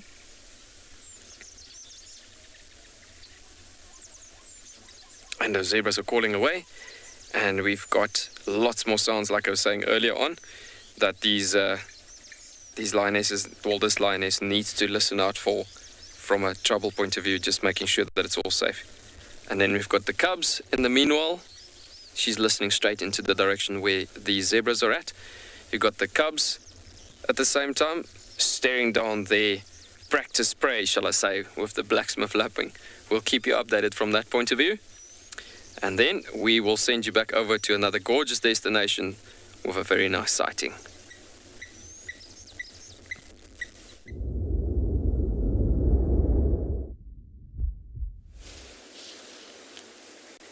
Welcome back to Djuma, everybody. We're indeed a gorgeous destination.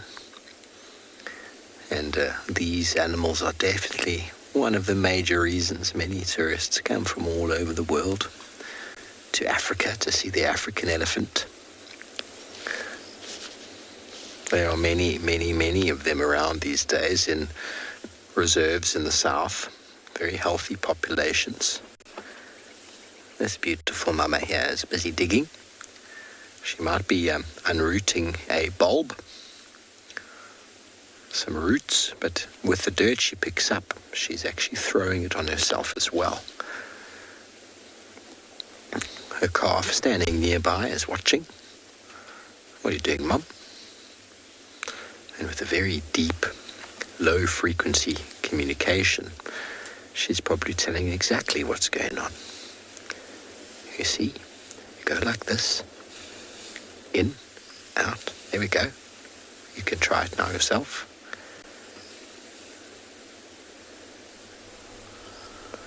The hole that she digs is quite common, or quite, it resembles if you had to spin a wheel in a car. It digs that very specific type of rut that it digs, and that's what elephants do when they dig like that. Looking for bulbs or roots, and in those little divots that they create, microclimates then form. The soil gets disturbed, the vegetation that was there is damaged or removed or altered. Vegetation seeds can fall in, water can accumulate, and a whole little microclimate on its own is started. So these savannas are hugely dynamic, hugely resilient and constantly changing. And the presence of the African elephant is vital to the existence and sort of proliferation or longevity of the savanna biome as we know it. Now, those of you who've never heard the word savanna before, it is the mixture of grasses and trees. Savanna is quite a broad term. We find ourselves in the savanna biome now, but within this area, the Greater Kruger National Park, there are probably 38 different types of vegetation units. So characterized by scientists with regards to the dominant vegetation that is there, from trees to grasses. And it's all very, very dependent on the rainfall as well as the soil. Okay, well, we're going to stay with the elephants. We're going to send you over to Mike in Prrivelands, who's enjoying a bit of time on foot.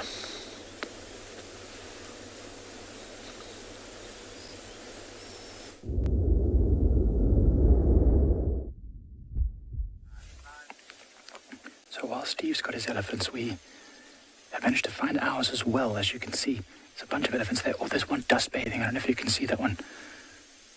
Niels, just to the right of those, there's an elephant dust bathing there. So we've got a whole group of what looks like bachelors here. Managed to find them, following the sound of them. Actually, when we were looking at that melon earlier, we thought we'd seen one just at the southern end of the clearing. And these elephants are now moving away from us, which is good. There's not too much of a breeze, but if there is any breeze, there is a slight breeze going towards them. As you can see, they're dust bathing, they're feeding, their heads, the trunks are busy, so they can't really smell us, and we're being very quiet. You can see there's a big open area just between us and them, so we can't really get any closer than this safely. But that's always the way it is with bushwalks. It's never about trying to get as good a photographic opportunity as possible or as close as possible. It's just about viewing animals in their more natural state without the sound of the vehicle, which I think is amazing.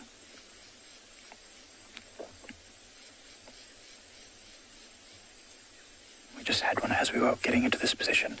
One of the elephants pushed over a small tree, which is always so intimidating when you realize that, wow, that tree, which has maybe stood there for a long time, has just been pushed over. And, we're humans, we're quite soft and insignificant, really, when it comes to being in nature. We don't have claws or teeth, we can't run particularly fast, we don't have much to defend ourselves with except our own wits, so we have to always be aware of what they're doing.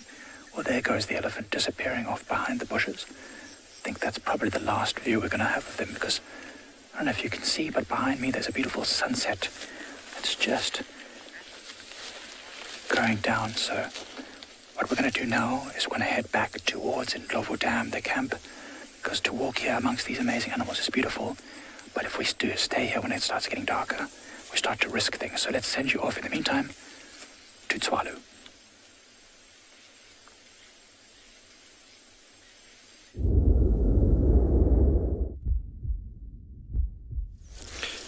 So that blacksmith lapwing had to get out of here within an instant. These cubs got so curious to actually chase that blacksmith lapwing, it wasn't even funny how quickly that happened.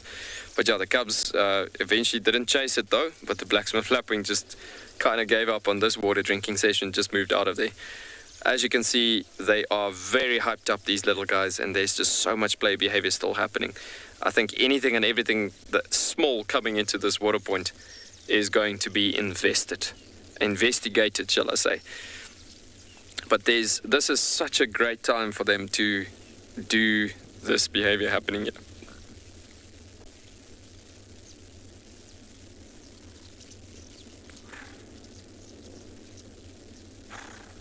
Yeah, no, incredible, hey, just so incredible hearing all the sounds as well while they are playing with each other like that.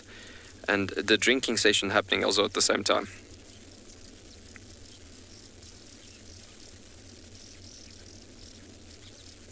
Kujigumi, you are wondering if the survival rate in the Kalahari is higher for lions or lion cubs. You know what, not necessarily. It all depends on the given environment where these lions are living. In a typical environment like Tswalu, they stand a really good chance of surviving. But remember, she's part of the South Pride. So if she comes with her cubs, obviously back into the Pride, that's obviously great support to these cubs and being a better survival rate coming through the moment they introduced, or she's introduced them to the Pride. But apart from that, so whenever Northern Pride and Southern Pride connects to each other, they could easily kill one another's cubs and so.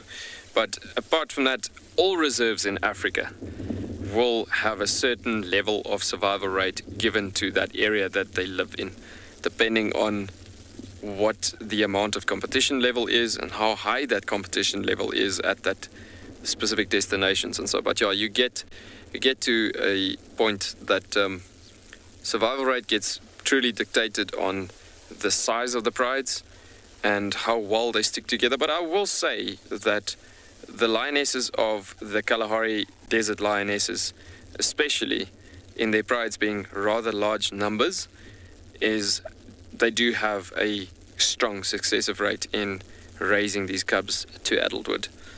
We've had some losses, and not just on Tswalu. There's been in the Kalahari, Transfrontier Park, and also in other destinations, Makgari Pans, and all of those areas. There's been multiple mortalities that's been happening, but also a lot of gaining happening.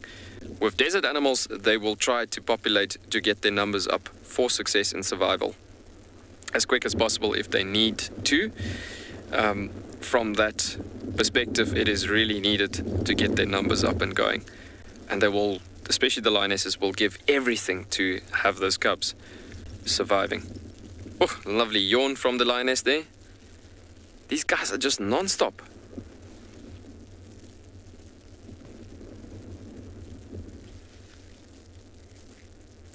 Derek, you are wondering if it's true that lions can go for about 5 days without drinking water. You know what? In the desert environment, it's definitely very close to the truth. The thing is that from different destinations, especially where you, for instance, in the Lowveld, or even on the outskirts of the Okavango Delta, for instance, or whatsoever, there's a lot of moisture in those areas. And a lot of moisture in the prey that animals are eating, or lions are eating in those given destinations. So say it comes down to they have killed a big zebra or a big eland or something from that matter, then they can actually survive full 7 days roughly without water drinking or so. If it's never going to be a case where they will die from thirst, because there is always a huge amount of nutrients that they're getting from those carcasses. But the main thing is that being a desert animal, coming back to desert lions, they do, let's say they haven't caught anything for that week or whatsoever, for that 7 days, then about twice a week they will reach that water. But I would also say about 1 to 2 times a week they do succeed in catching something. So yeah, it is definitely very possible that they can go without water for about 5 days.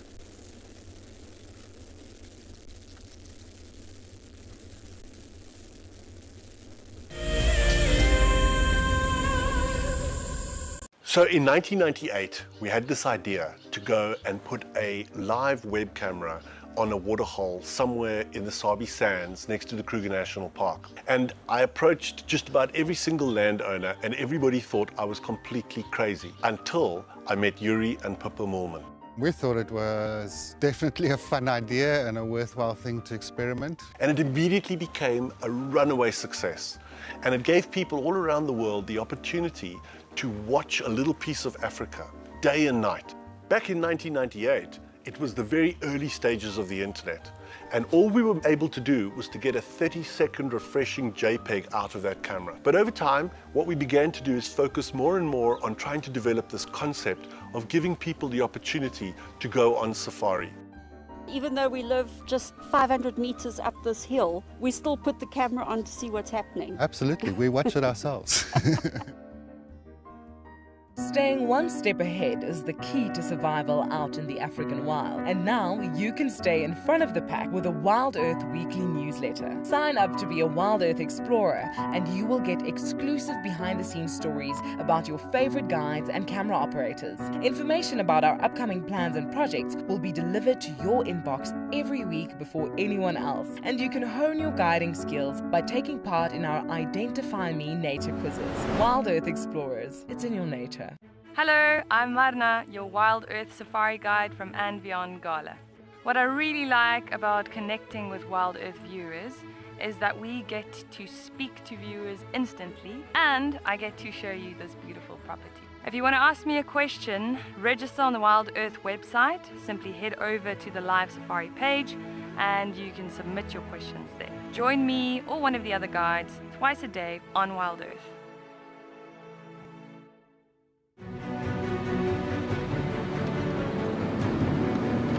We've seen these ellies really chase wild dogs before. Let's get into spot. There we go, there it comes. Look at that, isn't that amazing?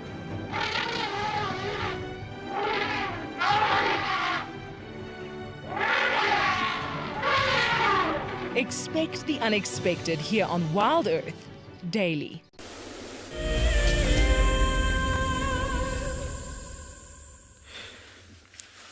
The energy levels are just booming, flowing here at the moment. It's just crazy. And coming back to that previous question we had earlier on about nutritional value, well, basically staying without water for a super long time, especially, and so on. It is just a speaking example of what we're seeing here. The amount of nutritional value and the, shall I say, the energy boosting level is so much of such a great matter that from the milk that they've been getting from this female, which is showing us that she is in a really good shape and condition. And if you see this amount of play behavior, I mean, guys, we've been having this over almost a half an hour now where there's just play behavior happening constantly. So from that point of view, it is extremely amazing to see. You can literally see the body condition and the shape of the lioness from looking at how much and for how long this is happening, what we're seeing now. It is just incredible. So speaking about the amount of play behavior happening here, I can hear a crazy amount of audio. So what I'm going to do is, with this amount of play behavior, I want you to hear these sounds. So we're going to keep quiet for roughly about a good 2 minutes, just wanting you to hear what we are hearing and experience possibly what we are experiencing here at the moment.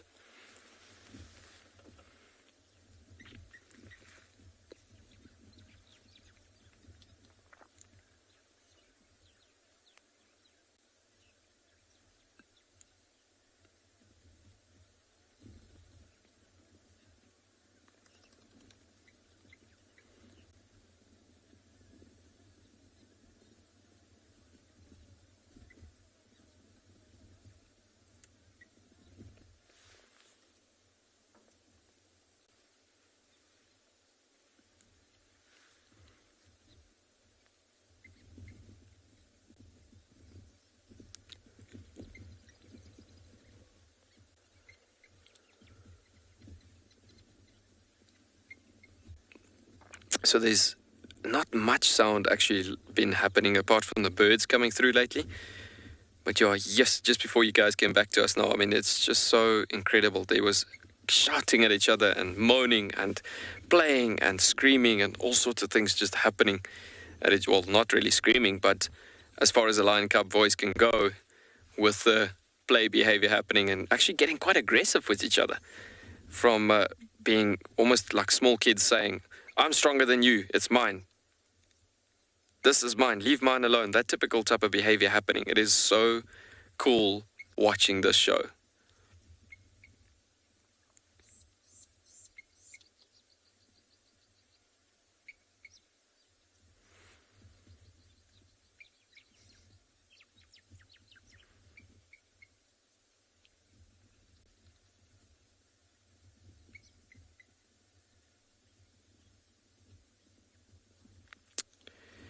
Look at this little one approaching, stalking again from this bottom side. You can see he's almost like he's feeling out from the action happening there in the background. The other one is obviously chewing on a stick there, also strengthening the growth of the teeth, as the teeth is starting to come out there quite nicely. And speaking about the teeth of little cubs like this, it does develop quite a lot and obviously quite fast when they're getting so much nutritional value from the mother, as well as a good feed, if I can put it that way. So the chewing of branches and stems and twigs and so on is definitely because of the teeth growing quickly and so on.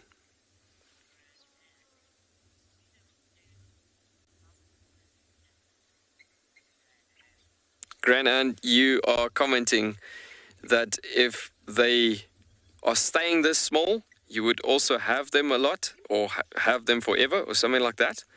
I hope I understood that right. But yeah, stunning. Like, you just can't get enough of this scene. Hey, it is so beautiful seeing this setting of these little guys. Just so gorgeous. Very, very beautiful.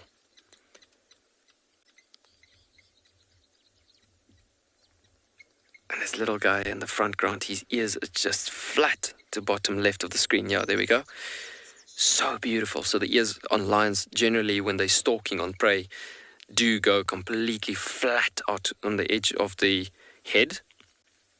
But you can see already instinct is happening there. They found something in the bush there. There's some curiosity level happening there as well. He's been crawling into the bush. Look at that. Something's happening inside there, be it a mouse, be it a rodent, or whatever the case might be.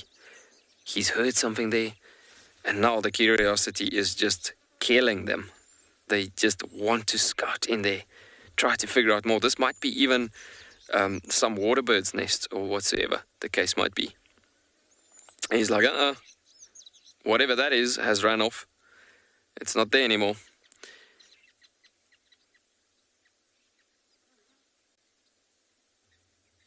So beautiful.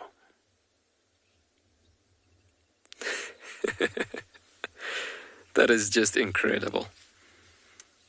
Look at those little eyes. Look at what I found. This is my play toy.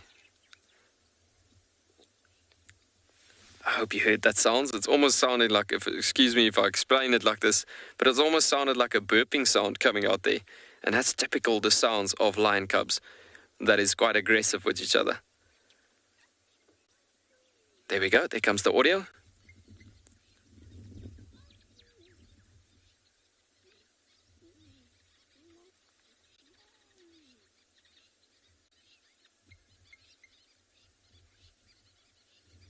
And there goes the thunder.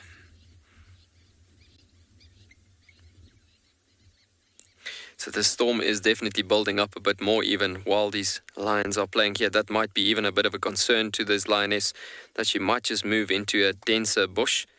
Over here on the side, these clouds are just the edge of the storm, but you'll see as BK is showing us, look at that big thunder clouds. Just so beautiful as we started off this afternoon looking at these massive cumulonimbus clouds and cumulus clouds forming up together for the storm. You can see how much it's raining already in the north there.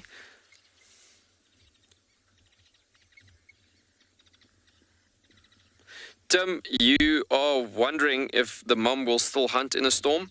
You know what? If a storm becomes very, very strong, like from wind point of view, as well as especially wind and strong rain with strong lightning, it is a bit of a limiting factor that you'd rather, especially with the cubs, hide the cubs in a thick bush or close to the mountain's edge, close to like a nice hole that she finds in a rocky surface or whatsoever.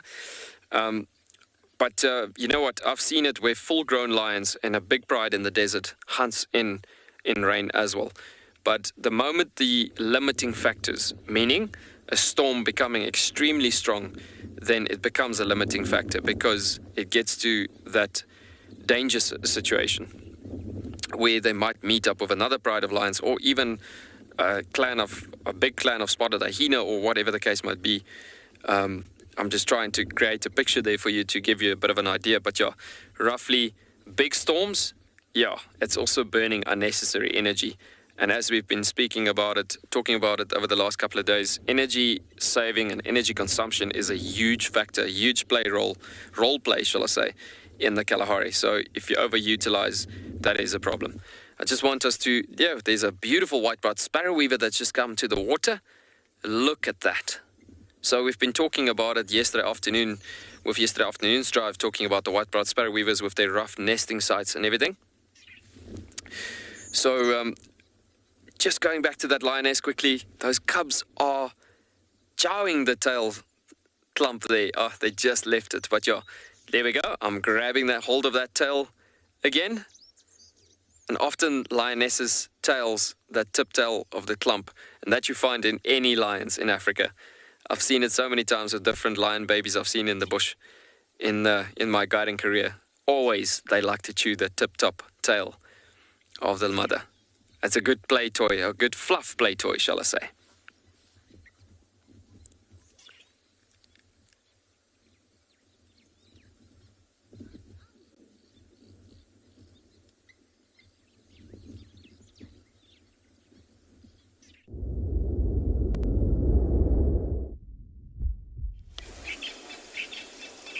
Welcome back to Djuma with some very cool birds that I haven't yet seen since I've been back.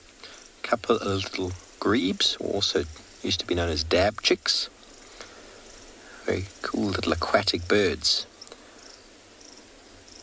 sitting out there on the watering hole. Many of the watering holes we have in and around provide very unique habitat to a number of bird species. The little grebe specifically likes floating vegetation for their eggs. And so for that reason, they're quite susceptible to flooding. Last year, we had quite a big success of little grebe breeding because we had quite a lot of rain last year. There were little grebes in all the watering holes. I think this season is the first time I'm seeing a pair, which is interesting.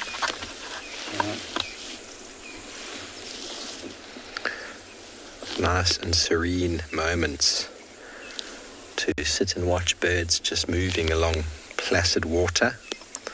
Something very relaxing about calm water. It's very soothing.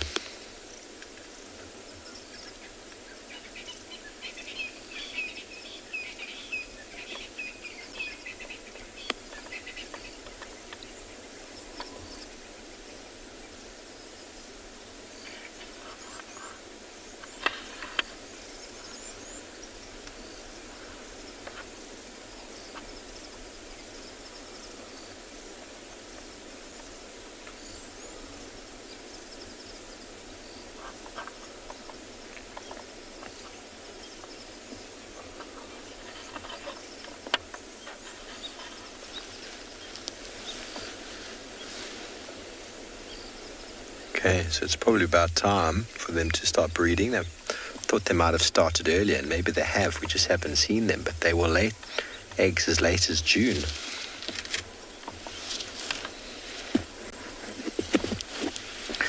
Barbara, it's unlikely birds' diets or organisms' diets are quite specific to what they feed on. Hence the broad categories of vegetarian or grazer, browser. Even grazers versus browsers have a different digestive ability. So a seed eater is generally a seed eater and isn't really able to go for meat. Certain organisms that are omnivores have developed an ability, but much of that is potentially passed on by gut enzymes through fecal content, something known as coprophagy. Many organisms will actually eat the dung of their adults so as to get the ability or the enzymes in the stomach to digest food. So seed-eating birds, for example, can't bring, most of them anyway, there's a few that have adaptations, but many seed-eating birds can't bring water to the chicks in the nest. And when they breed, it's normally very hot, and so the birds are susceptible to dehydration. So they don't feed them seeds in the nest. They feed, because as we all know, a mouthful of seeds makes one quite dry. So they don't feed on seeds when they are in the nest. They are fed insects. So they feed on insects until they are fledged, and then mum does something which gives them the ability to then start digesting seed. So whether they eat her fecal content or they get something out of her crop, which then starts passing on the microorganisms, it doesn't take much, just takes a little drop, and the microorganisms within that sort of substance is enormous. It grows rapidly. When we have antibiotics, our bodies are eliminated from many of the sort of beneficial organisms that we have. And it doesn't take long to re-establish them, or it might take a bit of time, but it doesn't take much to re-establish because they grow so prolifically over a short period of time. So, but I don't know of any seed eaters who are also meat eaters. You get many meat-eating birds that are exclusively meat eaters. And so when it's nice and calm like this, it is a very peaceful opportunity to just switch off and listen to all of the birds in the background.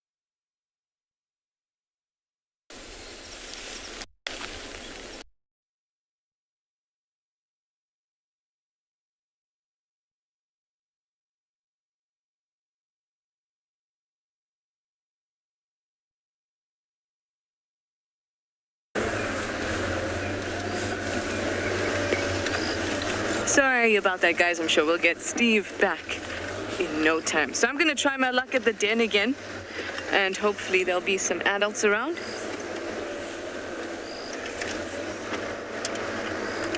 I did see, the only one that I saw properly was Hart's girl, Gingarika. But it'd be nice to see if everyone else is around. Oh, the littlest one, Tima's little one, also popped its head out. But I hope that we'll be lucky and there'll be some adults around so we can spend some good quality time there.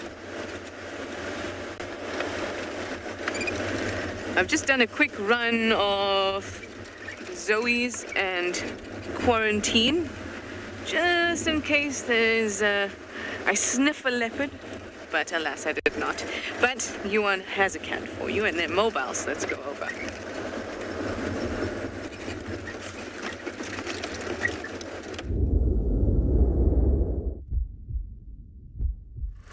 Welcome back, everybody. this lioness has decided enough of the open grounds. She is now traveling right across in front of us on the road. Look at that. And this is now more or less, if she is going to do what I thought was going to happen, it looks like it's going to be that she's going to walk on that same route we had 2 mornings ago when we started tracking on her. You can see how she's calling the cubs to say, come on guys, step on it.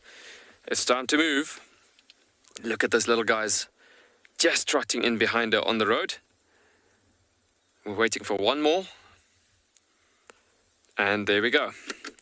So we're going to follow behind them on the road. Hopefully they stick to the road because this is quite a dense, thick area with the vegetation here. So we're going to just take it slowly, keeping obviously a good distance behind them, showing them respect, showing them that there's nothing to be afraid of with a vehicle being around them. Obviously, as they haven't seen vehicles a lot, as they are brand spanking new to the reserve. Yeah, we'll just stick behind them slowly but surely as they walk down the road and enjoy the sighting. I mean, it's just so incredible seeing these little cubs in front of us walking down the road like this as well. I mean, we've just literally had a whole range of activity levels happening throughout this afternoon. It is just such a blessing seeing all of these different things happening throughout one afternoon. It is just incredible.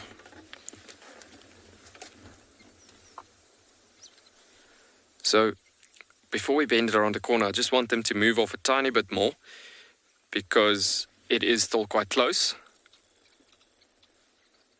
There we go. Let's just go around the corner here slowly but surely, and we'll get a nice shot there for BK, obviously to show us with them walking down the road there. Man, I can't get over it how small these little cubs' tracks are. It is just so gorgeous, like we're literally looking at something like that. Look at those little guys running along, still playing with each other. I'll stop here. See if we can get a nice shot there. Play walking down the road, if there's such a thing, if we can call it that. But you're so cool. Hey mom, let me jump onto your back. Can hear the thunder roaring.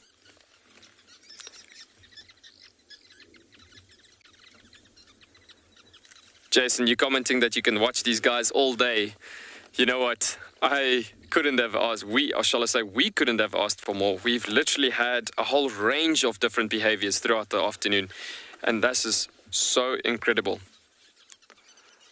Just to follow these guys as well is just so incredible as well. I couldn't agree with you more, for sure. It is just incredible. But the other thing is also just being such a rare lion and being so small, there's just so much speciality happening out, you know. It is just incredible. I think as you can see, obviously they're a far distance down the road now. So just to catch up with them, obviously being able to stick with them for a bit longer as they walking off on that same route that we started tracking 2 days ago, where she's most probably going to push back to that valley now, where we have left them about two mornings ago when we couldn't get signal. But yeah, just so incredible being able to do this, what we're doing right now. I just can't claim it enough to say how amazing this is.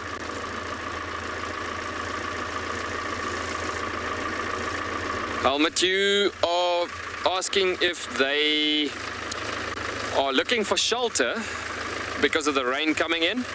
It is definitely a possibility that she might know that that storm is coming in quick. I can see that rain is building up even stronger and that cloud formation is building even stronger. So yes, it could be that she's just trying to get them through to safety. But again, these animals are extremely tough animals and they know exactly what to do to survive out and about. Doesn't even say, well, it doesn't mean that if there's a strong rainstorm, cubs need to get to shelter. The thing is just that is just motherly instinct, and that is how it goes most of the time. But at the end of the day, these animals are extremely tough and built for this desert environment. Knowing, well, bodies being designed as they are built in a strong stamina level, being part of the Kalahari's ecosystem. Let's see if we can get a visual around the corner. See what we can see there. I only see 2 cubs, so for that reason, let's just hold on a bit and just see if the others comes out. These guys are so much in a play behavior. It could easily happen if we follow too quick. Then some of them might be separated and left behind. So obviously we don't want that. You can see she's strolling way up ahead, and every now and again she does call back to them. And as she's calling back to them, it's obviously a great possibility and opportunity that they might get lost. And for that reason, that's why she calls back at them the whole time. So let's just give them a bit of a gap to catch up to the mother there before we make an approach and have a full count before we continue going.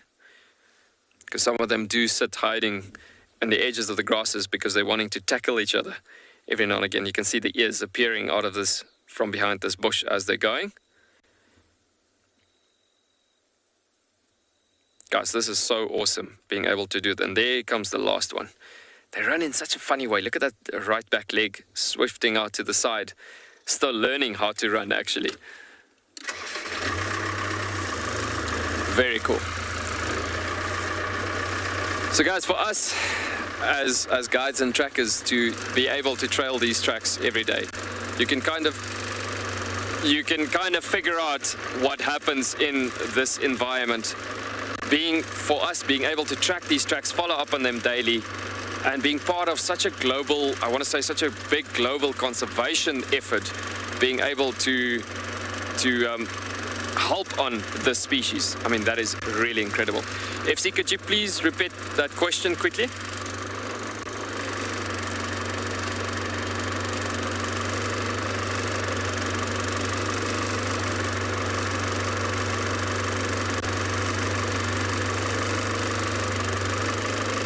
Beth, you are wondering if these cubs belong to 2 mothers.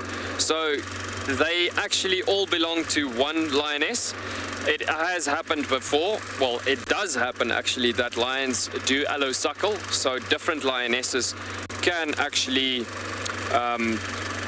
be in a situation where they give suckling opportunity to both of their cubs that belongs to the pride and so on.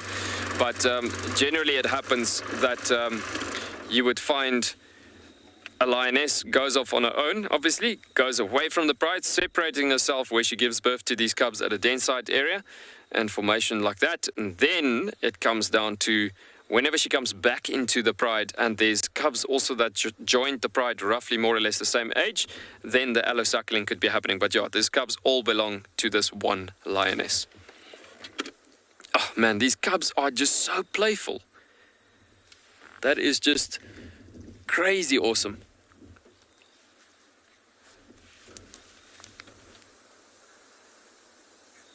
Darren, you're saying that it is quite hard work for the mom to keep them in line. Yes, it is sometimes quite a bit of a difficult situation for her to keep them up together, and this is how, believe it or not, lion cubs gets killed sometimes. If hyenas, for instance, a spotted hyena links up, coming closer to them, or where she didn't know about it and so on. But yeah, the thing is that that's why she's being a fantastic mother. She links up to them every now and again, calling them, making sure that they're close by to her destination and so on, making sure that it's safe enough for these cubs in these conditions that she's approaching in certain areas as well. It's just making sure once again there that all of them are gathering in the same spot there.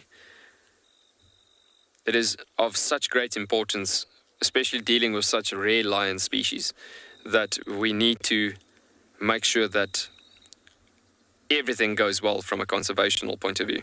I mean, if you lose a cub here and there and you lose a lion here and there, I mean, it's nature and it's part of nature, and that's how it goes with competing against each other, fighting against each other for territorial advantages and taking out competition from that point of view. But yeah, most of the time it comes through to, in these conditions, from a humanly interaction. We are the visitors and they are the ones that stays here. So we got to constantly show respect. They never need to be feeling the urge that they need to get out of there because of humans, or humans are causing a threat at all. So constantly it needs to be that we are here to conserve.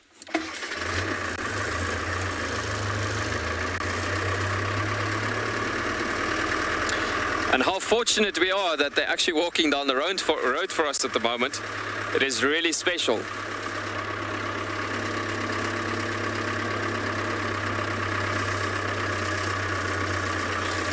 Bavu, I hope I got your question right there, but it sounded like you're asking if these cubs are taken care by other animals or standing a threat of other animals. So I'll just answer both of those questions from that point of view. We are, just my apologies, we are coming past the edge of a mountain here, which is, the signal is getting a bit broken. But yeah, basically looking at it from that point of view, I have seen odd situations happening before where animals have taken care of other animals, young and that sort of thing. Like a hippo, for instance, I've seen saving a zebra calf. I mean, excuse me for that, a zebra foal in that case. So I've seen it actually saving this zebra foal from being close to nearby death, with crocodile nearly catching it actually. But yeah, in this case, yes, different lionesses will take care of their cubs in different areas as they belong to the same pride unit. And there they have just turned off onto the edge of the bush here, and it looks like she's found another nice relaxing spot where she's broken away from the wind a bit. Let's just give them a bit of time to settle in over there. Listen to that audio, guys.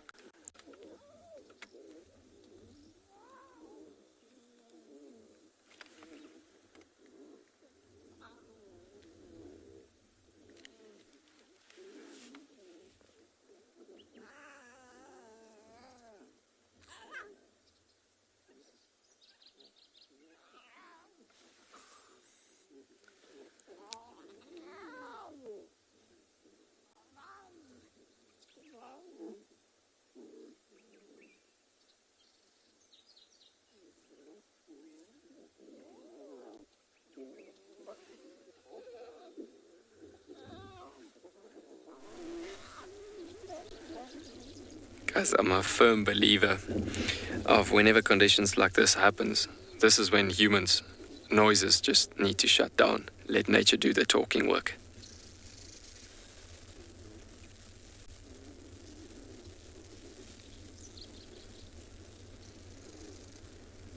There is just so much sound coming out of there. And you can see, like earlier on, we had one cub moaning at the mother's ears trying to get to a suckling opportunity. But now all of them has overruled her. That's why some of them has jumped onto her back as well, trying to get her attention. And finally, she's given in to them.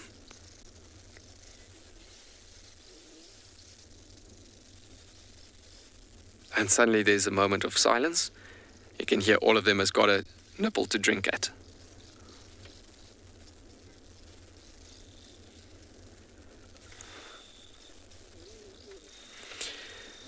Kerry, you are asking how far can these cubs carry on going? I hope I understood that right. And so the thing is that you could see these cubs could go on for a long time actually moaning at this mother's ears. And trying to keep on going, trying to get this mother's attention. Eventually she will give in. But the older the cubs become, the more it will get to the point where she will give them the cold shoulder, if I can put it in common language. And so then eventually that will force them to grow up much quicker and much faster.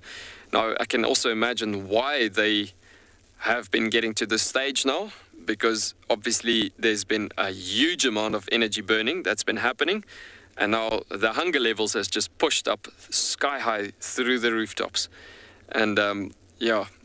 But as I was saying, they have been gaining a lot already today. You can imagine that they drink a good about 6 to 10 times in a day from this mother. From time to time, like an hour to 2 hours can go past, and then they drink again. And another 2-3 hours goes past, they drink again. So throughout a 24-hour day time or whatsoever, or shall I say in a day in completion, you could definitely get them drinking quite a few times. But you can imagine, coming back to the questions we've had earlier on, how hard she needs to work to get to success. in finding food, obviously to keep the food that she produces through the milk keep on coming.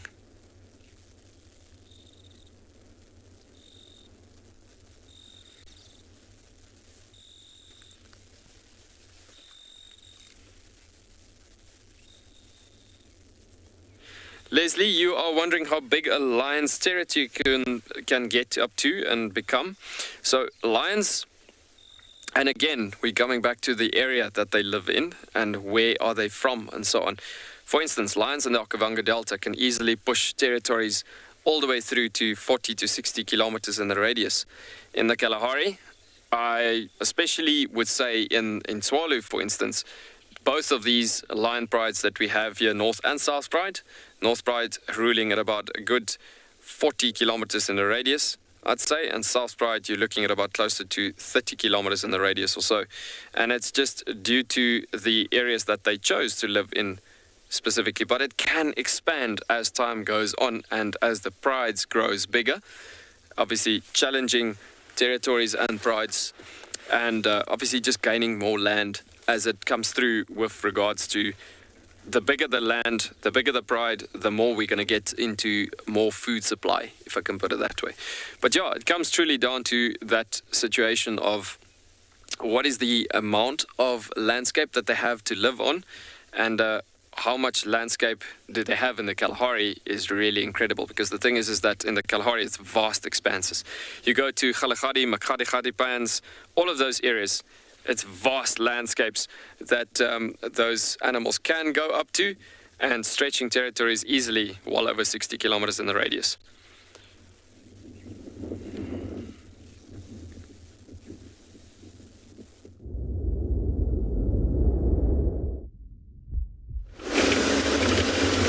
Hello everybody, welcome to the darkness of Djuma. A leopardess, potentially by the name of Kalamba, was followed into this block yesterday.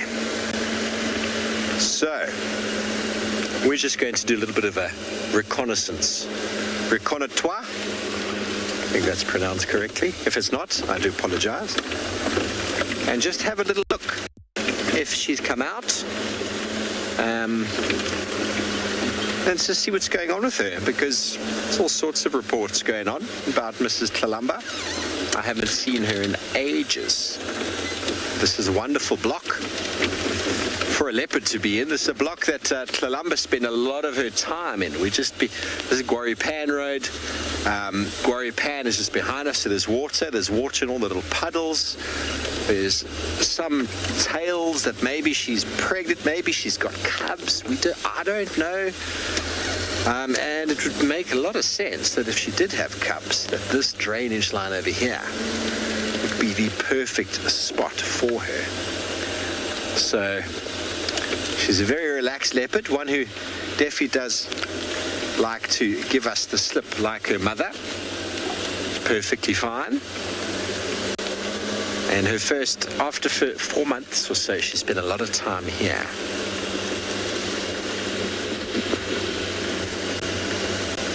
Samantha Fox, well, no leopard has a home base. They have a territory that they come to and go to, but the territory is quite large. And it spans many different trees and drainage lines and water points. The territory size is determined by the amount of food, the amount of resources in the area. For example, in Tswalu, the leopard territories will be probably 2-3 times the size of the leopard territories here. We've got a couple of little crested franklins just on the tree there, Johan. Let me just show you once. Right over there. And food resource doesn't just mean impala. It also means small antelope as well as small game birds.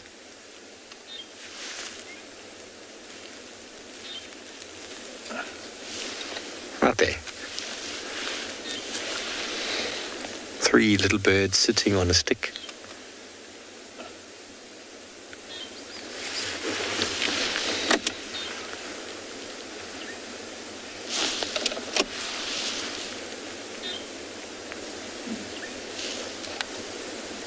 There we go, one last time.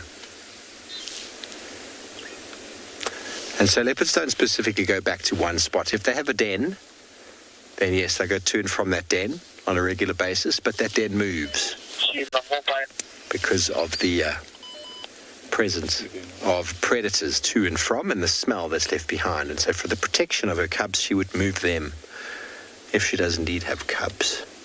Clever leopard moves them quite regularly, but I think they also learn. Trial and error.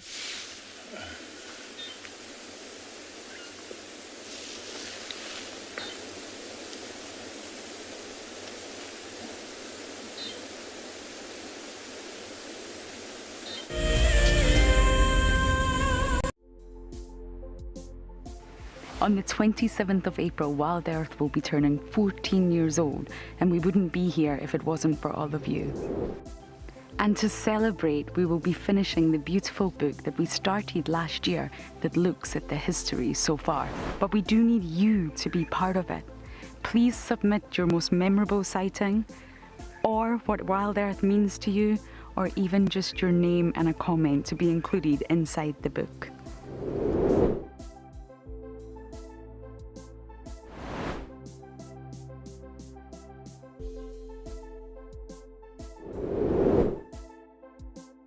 Head over to the website to add your name and reserve your copy.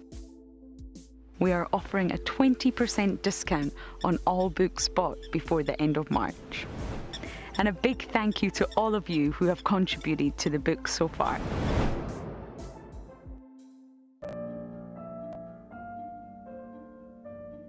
With a slew of potential dangers lurking, it's essential to be aware of your surroundings whilst walking in the wilderness. 20 yards away from one of the most endangered species. This is a big bull. What a moment, what a close encounter with an Ellie bull. He's just over here now. He's moved completely away. Being on a bushwalk and seeing a leopard, I mean, it's ridiculous to be this close to a leopard on foot and for him not to run is absolutely insane. How crazy was that?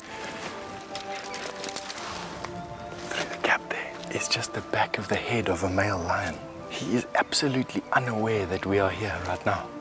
I tell you, seeing lions on foot, it definitely brings out the caveman in you, this little scared human being. I got into wildlife filmmaking because of a passion for nature and a notion that I could make a difference. Helping others fall in love with nature brings meaning to what I do. It's also a lot of fun. A couple of times per week, we receive some very heartfelt messages from viewers telling us about how WildEarth has made a difference in their life, whether it's helped them through a difficult period or simply helped them to reconnect with nature.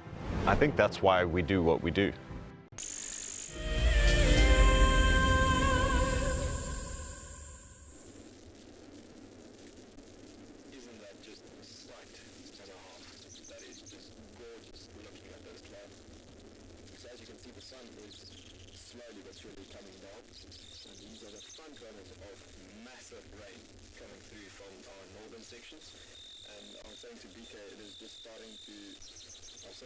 It's just starting to rain now from the northern sections of the reserve actually. As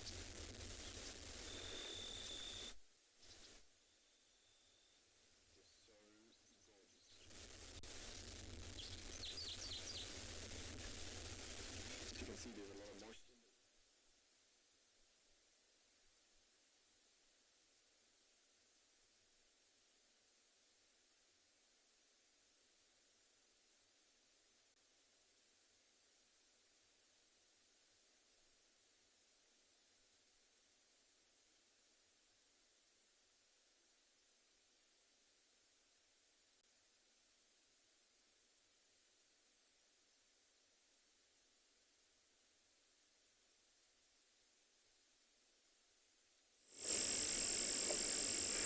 So we're with this snake that we found in a tree, and we're just trying to get a look at its face, or its head rather. It looks like a western yellow-bellied sand snake, but still haven't been able to have a good look at its face. It's moving just a little bit. Hopefully it'll move to a point where we can actually see its head. If you don't know what I'm looking at, Paul is going to show you. There we go. Can you see that curvy bit? Sorry if that sounds awful. I just found the spider wriggling on my cap. I had to take it off.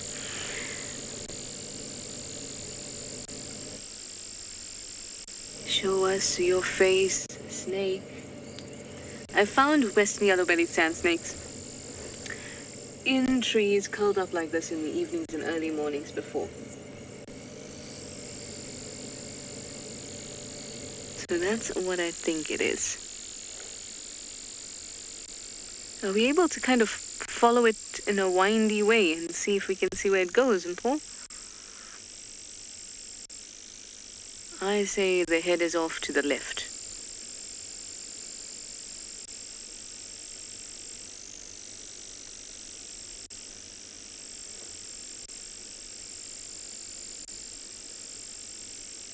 Oh, something moved.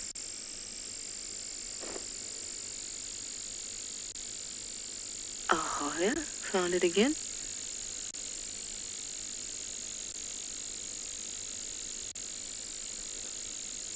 I think that might be the little head. There we go.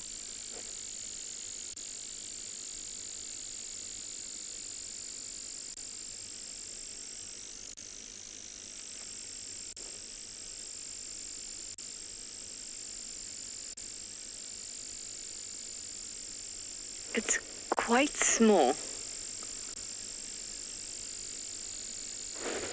But we need to get a good look at the head before we can determine exactly what it is. I'm actually going to wait here and find out what it is. Ooh, so sweet. All right, well, there's the head reveal, but I'm going to send you over to Tswalu for now.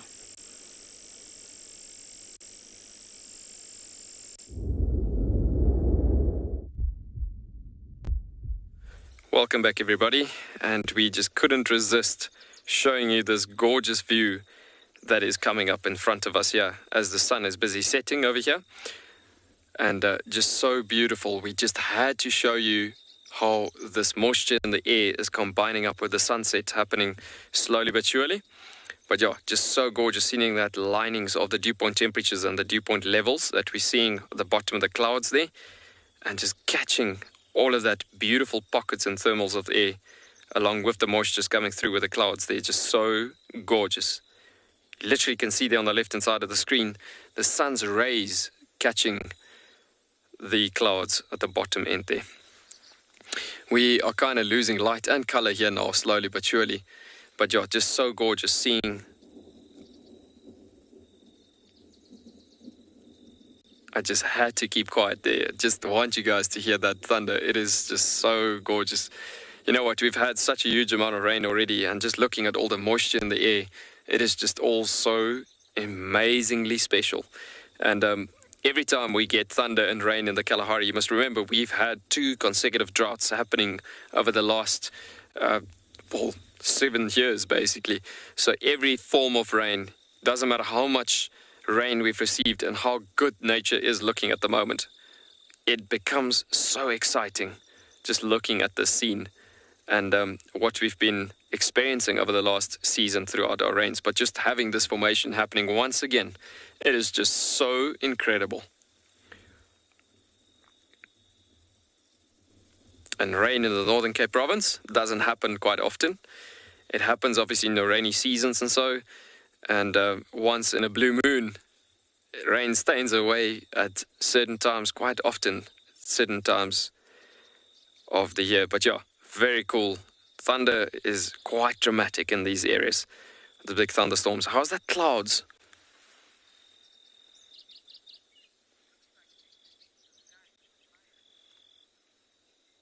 Duke, you are commenting that it looks like the sky is on fire, and it definitely appears like that. You can see the bottom of the clouds where it touches the horizon almost.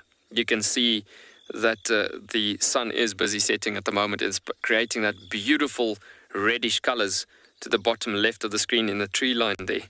But just seeing that formations of the wind thermals coming through in the central levels of the atmosphere from the stratosphere all the way across to the mesosphere and showing a bit of wind blowing there, and that cirrostratus to stratus clouds that you see there, the front runners of this storm that we have approaching from our northern side.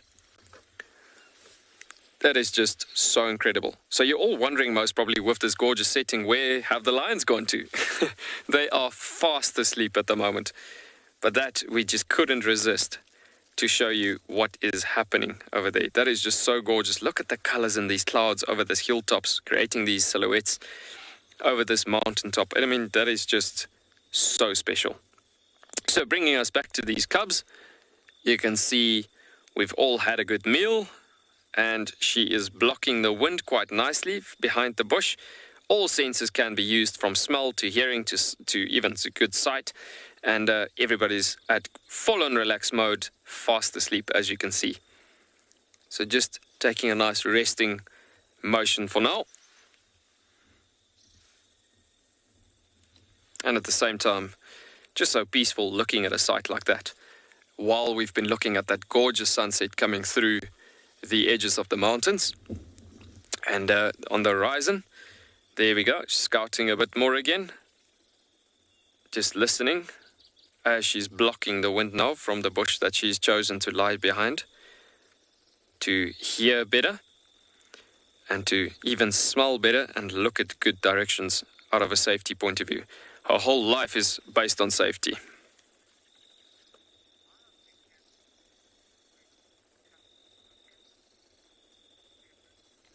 Kitten, you are wondering why are big cats, their babies, being called cubs and not kittens. It's just because they are much bigger than your typical smaller cats. If you go take it to the antelope, and this is maybe a bit off the subject, but if you go to the antelope, it goes the same way with the weight and the size of the animal. If you go to antelope, you get your small to medium-sized antelope, and then there's a certain margin line that goes with the weight of about 75 kilograms of antelope specifically. If you look at 57, between 57 to close to 70 kilograms, that is roughly anything below that, typically like your springbuck and like your impalas, anything like that is small to medium-sized antelope. But the moment you get to an Ngala, I don't know if you must have seen on the show some Nyalas before, but Ngala females are below that margin line, whereas the males are above that margin line. So the males is called a bull. The females of the Nyalas is called an ewe. So it's not a bull and a cow. So anything above that margin line becomes a bigger considered animal, a larger sized mammal. So anything above that being like your kudus, being like those animals, kudus, eland, even the roan antelope, all of those guys are typically considered your bigger sized animals. So why am I making use of this example? Because if you look at for instance, an impala, it's considered, remember, it's below that margin line of the weight factor, distinguishing between small to medium-sized antelope and big antelope. So if you look at the impalas, for instance, or a springbuck, that's on the below the margin line. So that specifically comes to a lamb, whereas because it's a ram and a ewe with the smaller sized animals. Whereas you look at above that margin line, it's a bull and a cow, so automatically it becomes a calf or a calf, if I can put it that way. And so the same way it comes back to these cats, basically. If you look at a serval, for instance, being kittens, having their youngsters, that is below a certain margin line. Whereas lions are obviously big cats. This lioness easily pulling the scale between 160 to 200 kilograms we're looking at here. That for sure, the babies can't be called a kitten. Reasoning behind it, that lion cubs is already almost the same weight as a small cat like an African wildcat. They are already almost heavier than an African wildcat, roughly being the same weight already. So that is an adult cat versus a cub of a lion being pretty much the same size. I hope this helps basically with this type of explanation I've given. But yeah, very cool thinking about distinguishing why specifically smaller animals is kittens and bigger animals is lion cubs.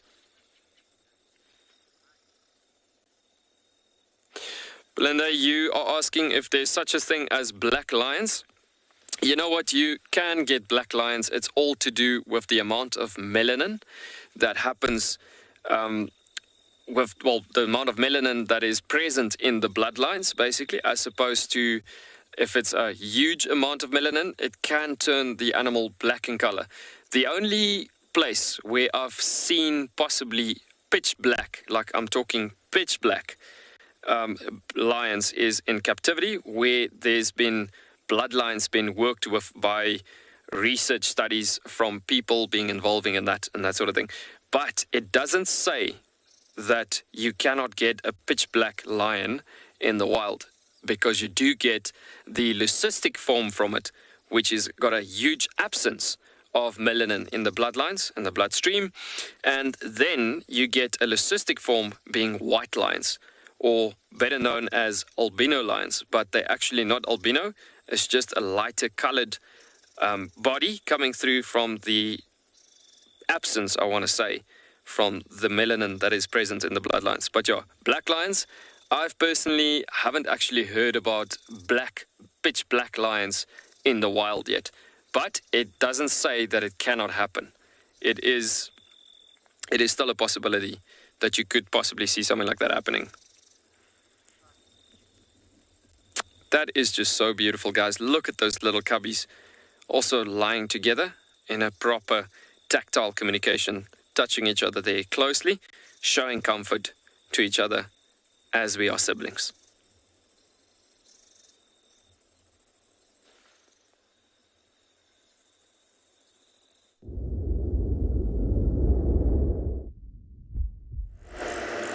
Well, we've moved off from our western yellow-bellied sand snake. At least at the end there, you got to look at its face.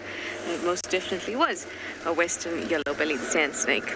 But it was moving when we first found it slowly, and it was moving actually further into that red bush below. And it made itself into a nice, neat little ball to tuck in for the night. That was a nice find. So often we get asked about snakes and we don't get to see them. So that's always a cool find.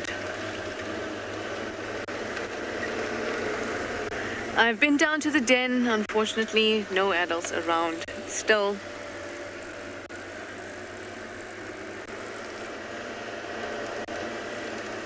Hi, Janet. You'd like to know what's the purpose of an animal dust bathing? So there's a couple things. Dust is gritty, sand is gritty, so it means that if you have an itch in your skin, you're able to get that itch really well. So you see zebras on the ground and they're rolling around getting some dust into that fur. So anytime they rub on something after that, those gritty bits will really, really catch the itch. Now, in the sense of animals that dust bathe after they've been wet, that's to create a hard mud layer on your body to keep you cool. Rhinos do that, elephants do that, sometimes you see warthogs, also muddy, buffaloes. All those things help with pests, so like the mud acts like a wax strip, if you can imagine that. And that the mud holds it in, and then when they rub themselves against something, then it pulls off any parasite. So the dust is just one component of that behavior, but it's usually related to an itching of some sort. Whether to be removed by or scratched by the actual sand, or to create the mud to pull them off like a wax strip. The pests, that is.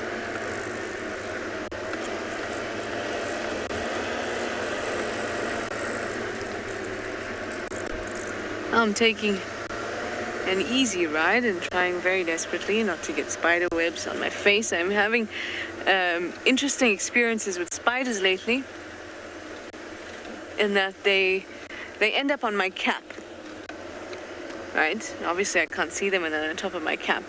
But as I'm busy talking to you, or, just going about my day, they turn under, look at me, and then run back up the cap. which is very interesting. The other night on drive 1 managed to get down here and walk on my cheek. There's a green pea spider. I really like them, so it was okay.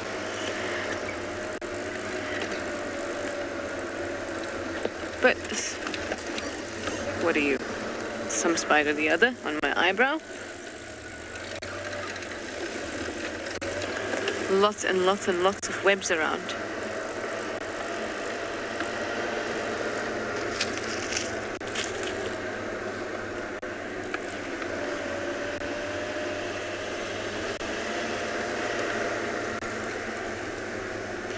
I'm going to, so I've just come up Rebecca's, that's where that snake was. And then I'm going to go to quarantine. Not a bad shout. Never a bad shout, actually. Clip, you'd like to know if big cats dust bathe? Not very much. They will roll around. Oh, excuse you. Katie did just smacked into me. Well, they will roll around in dust as well as dung, but not for the same purpose. So them rolling around in a specific part or specific portion of the ground, usually because there's a scent there, and they're trying to pick up the scent. They're not trying to dust bathe in the sense that ants or zebras do, or birds do, or elephants do.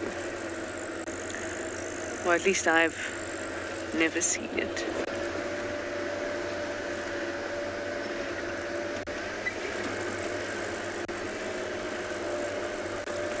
Animals have different strategies for dealing with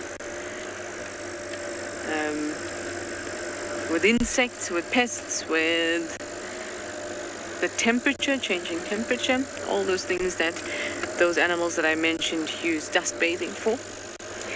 But cats have other strategies. They can, lick themselves with their barbed tongue, they can scratch themselves, and when they're hot, they use some shade. Anyway, I'm going to keep on going, see what other cool and interesting nighttime things I can find.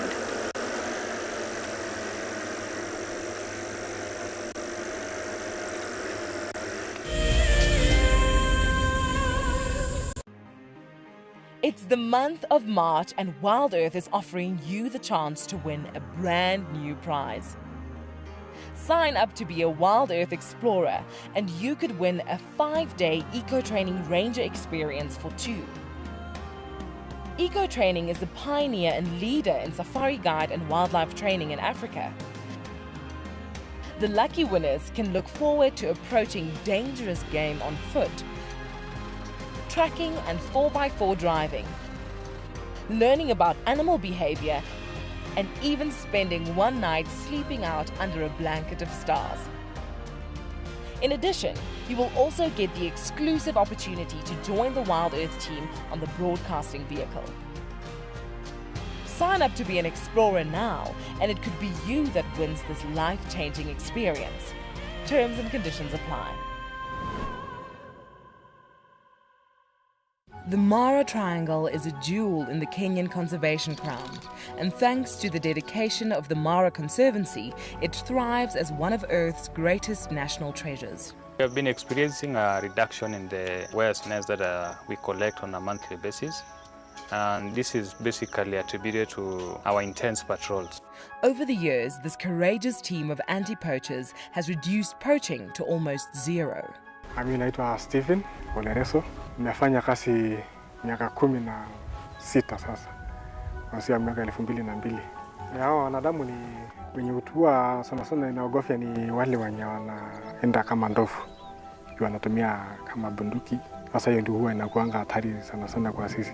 As a result of the global pandemic and the massive reduction in tourist revenue, the Mara Triangle is facing a financial crisis. They need your help if they are to continue their ability to protect this magical land. Hi, my name is Tristan Dix, and I am a guide here at Djuma Private Game Reserve for WildEarth. We love connecting you to the African bush, and we always look forward to all of your questions. If you want to ask a question on WildEarth, you'll need to register on the website. Once registered, go to our live safari page and submit a question below the live feed. Catch up with me on WildEarth.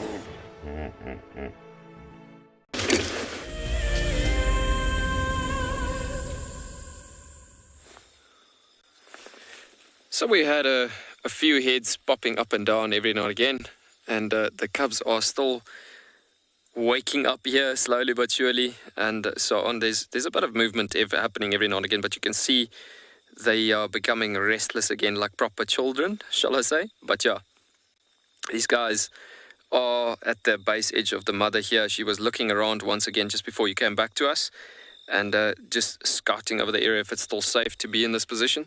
I don't think she's going to be sticking with them in this position for the rest of the night. She will definitely most probably move back to that valley where they have been coming from, where we tracked them to 2 days ago. But yeah, either to that spot or to where we have started up this afternoon, where we found them this morning. But yeah, you can see she's still full on relaxed, pretty happy with the position that they are in at the moment. You can see the cubs are just mingling around there with each other, just grabbing on each other's paws and whatsoever. But a stunning setting. And as you can see, we've already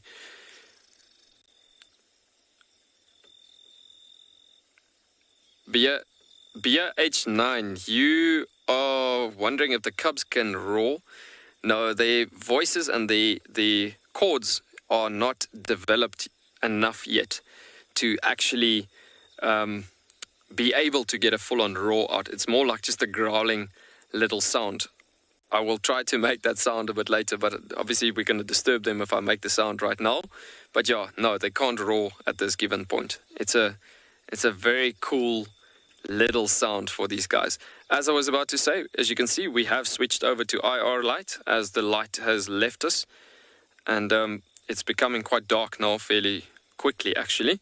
You see the lioness's ear to the right hand side of the screen as she's still completely relaxed, flopped down, where the cubs are slowly but surely starting to get more active again from the sleeping position that we had them in. But a whole range of different behaviors, guys. I can't claim it enough, and how blessed we were this afternoon and this evening to spend the entire drive roughly with them and being able to see these different things. I mean, that doesn't happen a lot. That is just incredible. But that's the beauty about this game reserve, is spending a huge amount of time, quality time with these animals, and actually getting the opportunity. Obviously, if you track it down, the animal belongs to you and you can spend the entire afternoon with them. That is just so cool. But yeah, like many other destinations that there is out there, especially like on the show, the quality time that you could spend with WildEarth, with sightings, that is just incredible. Being able to capture some of the most rarest of things that human eyes could ever see, I definitely admire that. So I must say, well done, WildEarth.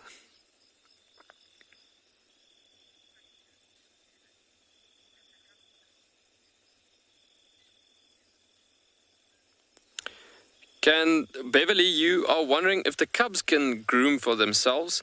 They can lick themselves and clean themselves up quite nicely and so on, up to a certain point. But yeah, generally they do get allo-groomed by the mother most of the time. And the older they become, the more experience they get, the more they know how to clean themselves actually proper. But most of the time it comes down to allo-grooming with lions, especially in general. But the cubs, yeah, they generally would play rather with each other than grooming each other. It's mostly also grooming happening mostly with the mother actually doing that part of the job. They're still very, very young, given the age that they are at, still in a super strong learning curve. Look at those little paws, guys. Just so cute. And that's obviously the tracks. Putting the puzzle together, thinking about the tracks that we've showed you on Drive this morning. and just so incredible to put it all together.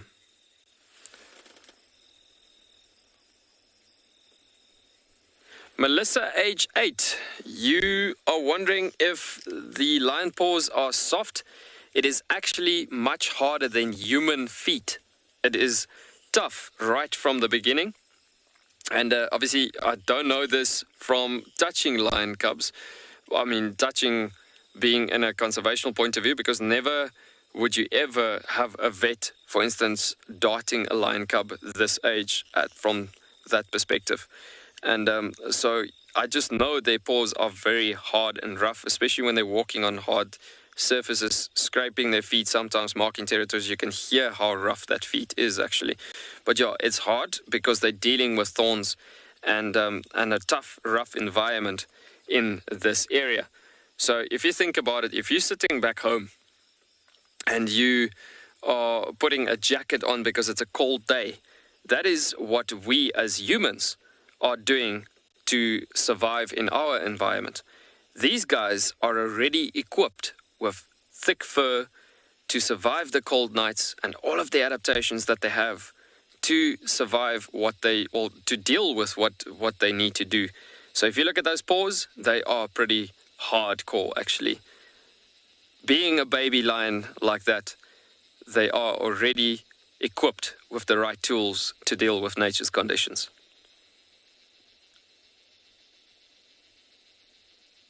There's so much sounds at the moment, so much incredible sounds at the moment, just going about with some of the rain locusts calling again. It looks like that storm have actually bypassed to our eastern side.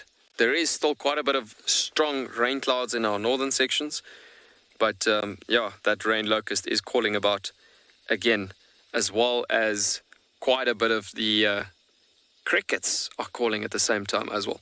So what I want to do is, while we're watching this stunning scene, looking at these cubs, we're going to just do a nice silent moment and just push up that ambience and trying to hear what, once again, trying to let you hear what we are experiencing here at the moment.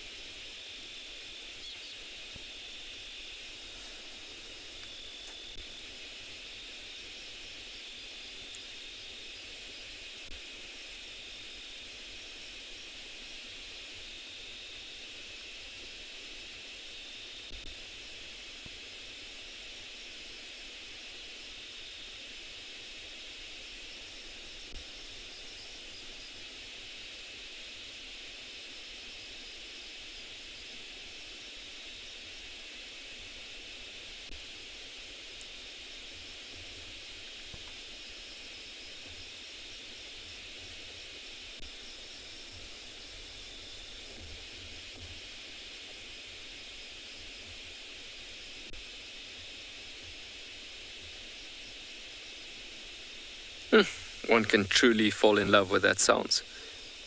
Just looking at this wonderful scene, just looking at everything happening in front of us.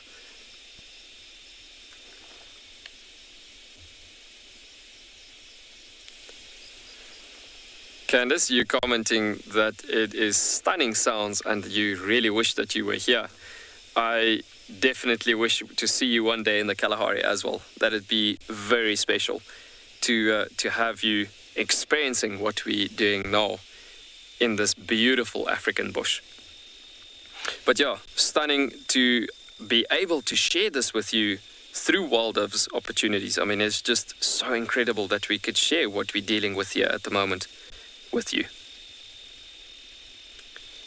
But yeah, as I was saying, it is just so gorgeous sitting here, listening to all these sounds, and you watch this behavior of these cubs, and you look how peacefully the female is sleeping at the moment, and you're looking at all of this happening at once at the same time.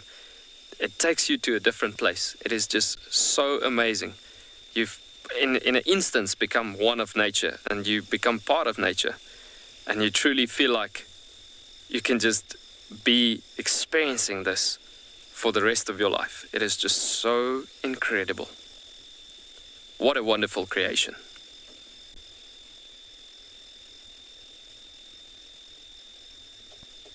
You can see the IR light actually reflecting to the eyes of the cub there as well. But yeah, so that IR light can absolutely do nothing to these cubs.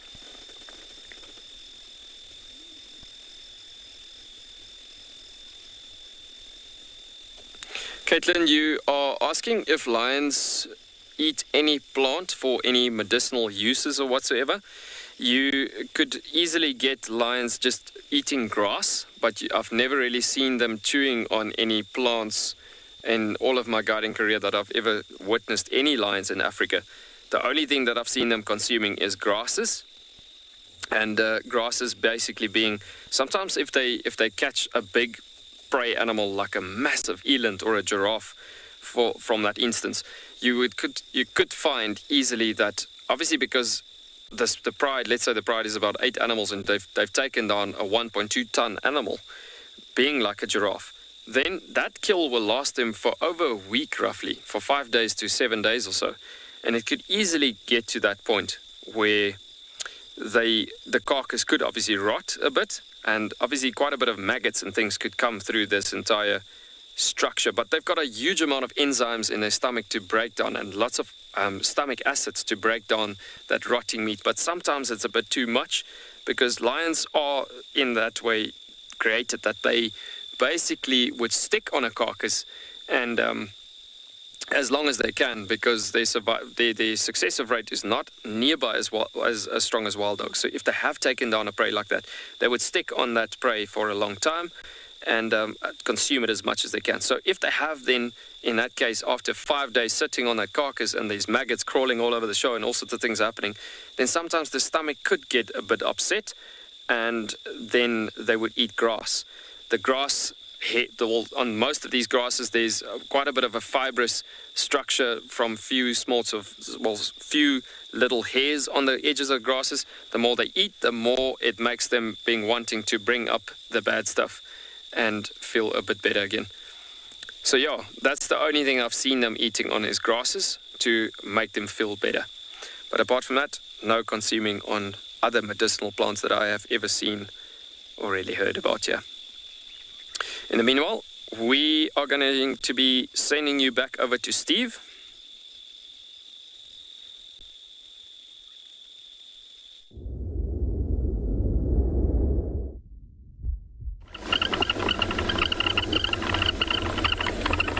Welcome back, everybody. Not much to report. We haven't managed to track down our very special cat, Lamba.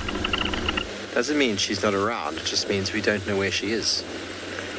I'll be working the area that her tracks were in yesterday morning. I'll be working that quite deliberately over the next few days. I know a few of you are quite interested and quite concerned to know where she is and how she's doing and what's going on with her, as am I. So I'm going to be specifically working exactly that area. And there are talks that she's got babies. No, we don't know. I haven't seen her in a while.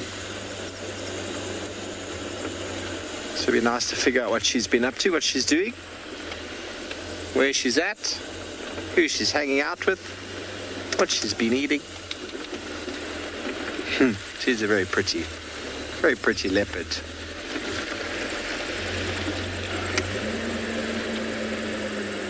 Hello, Jonathan, age 14. Well, at the perfect age, I would 100% recommend that you do biology at school.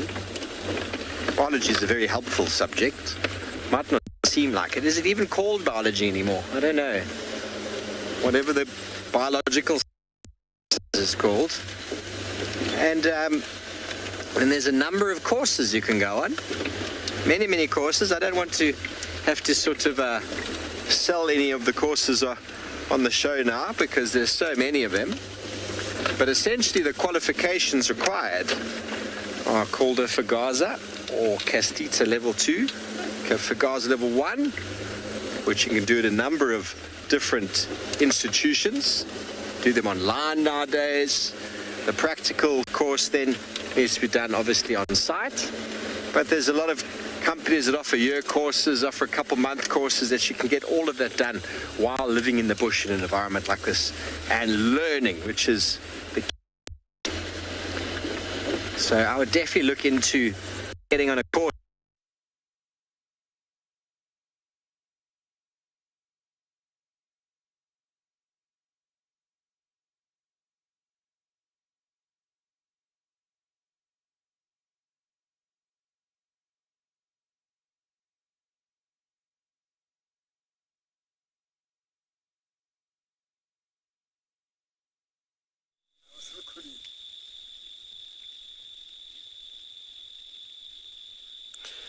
So folks, as you can see, there's more play behavior happening on these cubs again.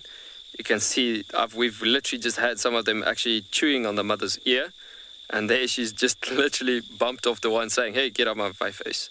It's literally just, you have had your food, you've had your drink, and so let's move off maybe to another spot. Leave me alone, give me my space a bit.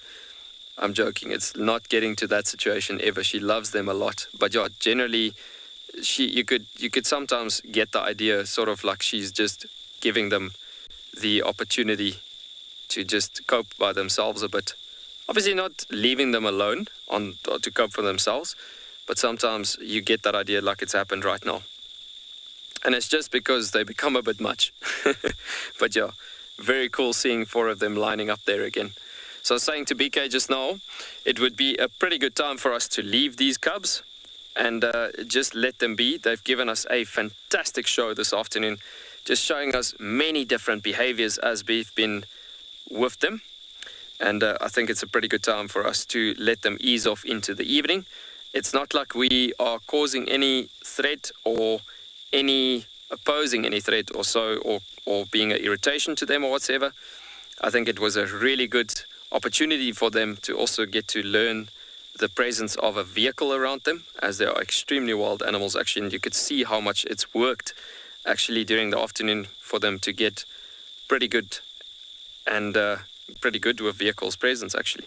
So I think what we're going to be doing is we are going to leave them at this point and then just take a slow bumble down the road and see what other nocturnal creatures we can find as we go.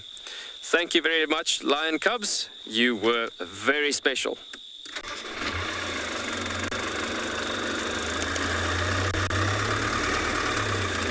So let's just...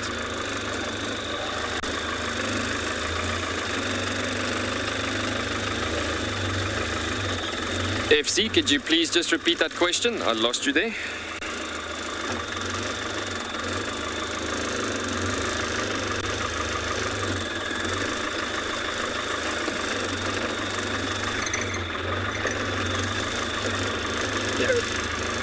It seems like our connection is slowly but surely just becoming a bit hectic here where we're driving at the moment.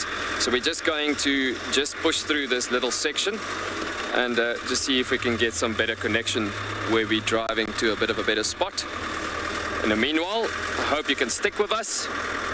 Let's see what we can find driving down this road as we go through.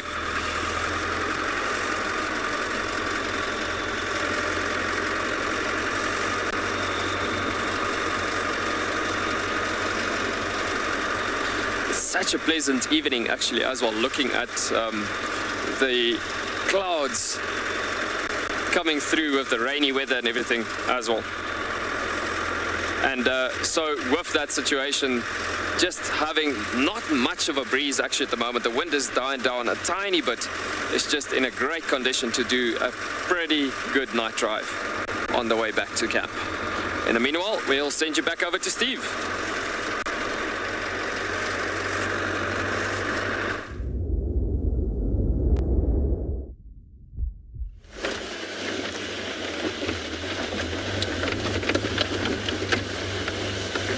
Welcome back, everybody. Apologies for the gremlins that so rudely interrupted my conversation about becoming a qualified field guide. Now, as a young boy, or a girl for that matter, I would highly recommend getting some form of hospitality experience. Working as a waiter, for example, because working as a waiter teaches you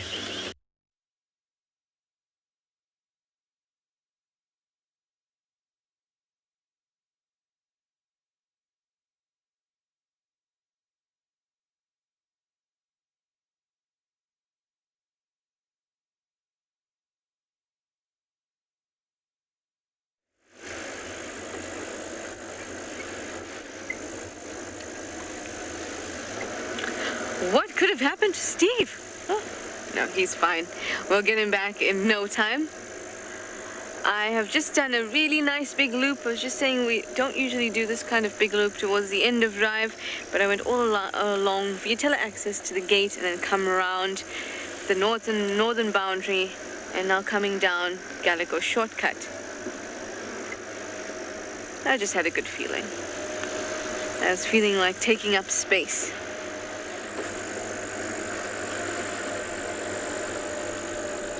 I haven't seen any tracks, which is unfortunate,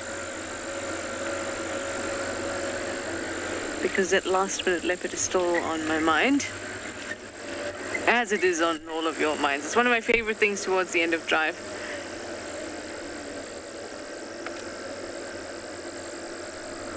I wonder if you'll be able to see this with the camera. So here,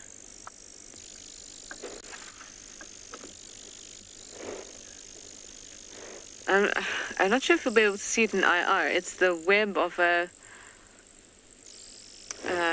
golden orb-web spider. But what I wanted to show you is where it's attached. If you go up, it's attached to the canopy of this marula tree. Look at that. It extends all the way up. That's like 5 meters tall, if not a little bit more, from the web. I can't actually see the spider. She's probably at one of the ends. But that is huge. Absolutely massive. See a little collection in the middle there? That could be a collection of old carcasses, or rather insect exoskeletons. They'll sometimes use it as a kind of a marker to any other animal that walks by here, so they can see the web more easily, because it takes a lot of effort to build such a huge web. It's complex construction, especially for these orb weaver spiders or orb web spiders. So it makes sense to want to make sure that animals don't come crashing through, or at least give it a second thought, because there's something hanging in the middle.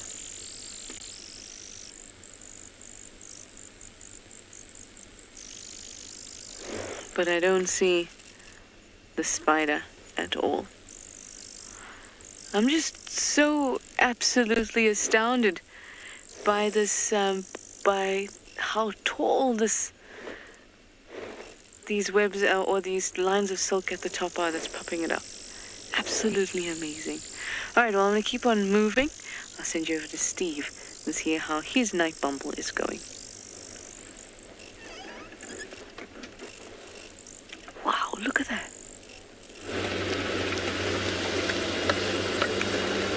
Sorry about that once again. It seems like the gremlins do not want me to impart any information this evening with regards to becoming a field guide, because that is twice now. It has cut me off. So I don't even know where to continue from, because the signal is not liking me. So I do apologize. Do apologize for that, everybody. We are trying to bring you a live broadcast from pretty wide open and far away places, and I don't even understand half of the technical sides. So, if we're still interested, where was I? I think I said being a waiter gave me a lot of valuable insight into people, into people's needs, and into attention to detail. It also gave you an element of culinary experience and of beverages and all that sort of thing. Because when you meet international guests, who generally, if you become a guide, going to meet international guests or well-traveled South Africans or whatever it might be, they generally are quite interested in food, interested in hotels, interested in wine and beverages.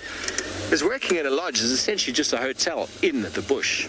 So as the guide, you need to be able to transcend both the ecological as well as the hospitality to a degree. You know, what goes well with a rump steak, red wine point of view. And of course, the Cabernet Sauvignon that's aged specifically well to the right year, the right vintage, has been cooled to the right 14 degrees Celsius, because it's never 14 degrees Celsius out here in the wilderness. So those little things that you can pick up quite well as a waiter. But there are many lodges that actually do the training in-house. So if you can get onto any of their programs, I know Sabi is a company that does their own training. andBeyond Properties, who are quite a big feature on this show, they do their own training as well. Londolozi does their own training. Singita does their own training. So many of those just require a really good attitude, a really good work ethic, showing up to the game, being able to learn, having a bit of physicality with regards to being a little bit fit. And then you get on board those courses. Willingness to learn is key. The right attitude out here is absolutely vital. And so getting the qualification through various avenues. Like I said, there are quite a few online platforms these days, but quick Google search will find you a wide variety of courses, and then go and have a look what's in the budget. Go and look what works for you. Go look at the write-ups, go look at the reviews.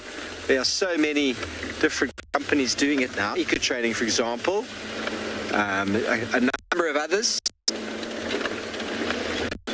all come with different time frames, different venues, a wide variety of ways to get your level 1. I did my level 1 in the Karoo. Yes, in the Karoo. The gentleman by the name of Johan Fourie, the Nature Guide College, and we hardly saw that. So, and how to look at tracks and poo. Yeah, our first taste of poo. Yeah, was in the Karoo. I remember walking up to Johan with his caracal scats in my hand and going, "Is this caracal?" And he said, "Yes, Stephen, you shouldn't be holding it." Oh, so that was my keenness and my willingness to learn. I did it slightly differently though. I did a diploma in nature conservation, and then I did my guiding, and then I did an honours and then a master's in conservation. So everyone can do it differently, but having environmental background is quite helpful. Sorry, I didn't get the name there, Elton. The toughest training as a guide? I don't know. I never found the training too tough. I was always so keen to learn. But trails guide is tough. You got to walk. You got to walk a lot. Got to walk a lot, and you got to find animals. But I don't think I never found the training tough. I've always enjoyed it. I went to Boy Scouts. We learned how to be quite physical and how to sort of overcome some challenges, how to walk very far in the heat, in the darkness. So I think the younger generation today, there's just an elephant in the road, everybody. It doesn't get these training from a younger age on physicality, on how to push the mind a little bit. I think, the army, for example, there's a whole breeding herd over here. So I'm just going to pull up to them, turn this light off, and tell me when you got them there, Johan. They're just on the left of the road. And so I think with the army and with Boy Scouts and all those sort of trainings that I know definitely the guys of my generation beyond were all very involved in, definitely made attempting certain projects in life and training in life a lot easier, because they definitely sort out all the nonsense in most of the nonsense anyway. There's not much of that going on these days. So gap years, I think, out of school, I think a gap year is a very important thing to do. Go learn about yourself, go figure it out, go lose some money, go make some mistakes, go adventure.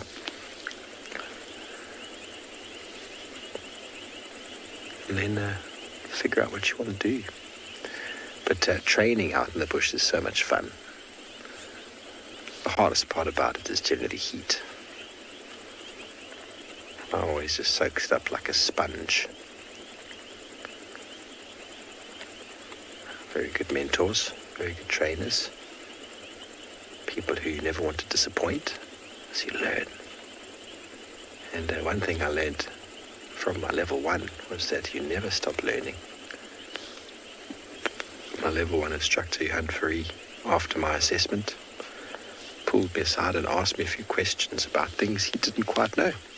And I thought to myself, goodness, how does this man who knows everything not know that?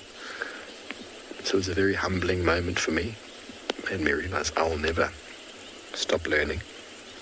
And I'll never know it all. So leave the ego at home.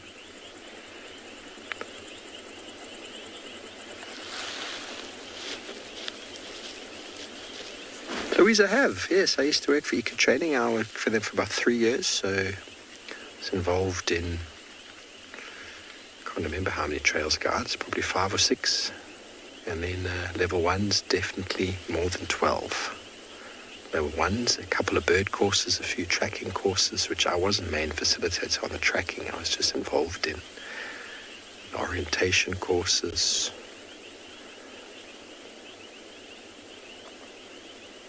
But not in my private capacity, no.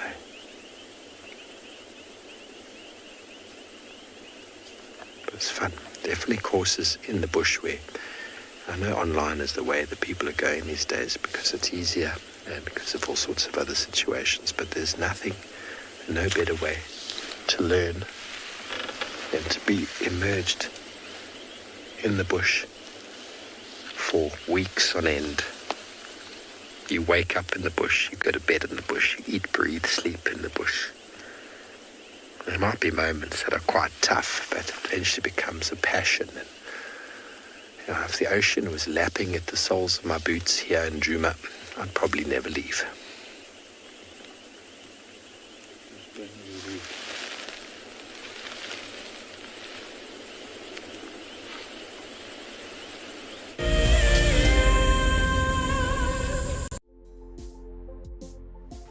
On the 27th of April, WildEarth will be turning 14 years old, and we wouldn't be here if it wasn't for all of you. And to celebrate, we will be finishing the beautiful book that we started last year that looks at the history so far. But we do need you to be part of it. Please submit your most memorable sighting, or what WildEarth means to you, or even just your name and a comment to be included inside the book.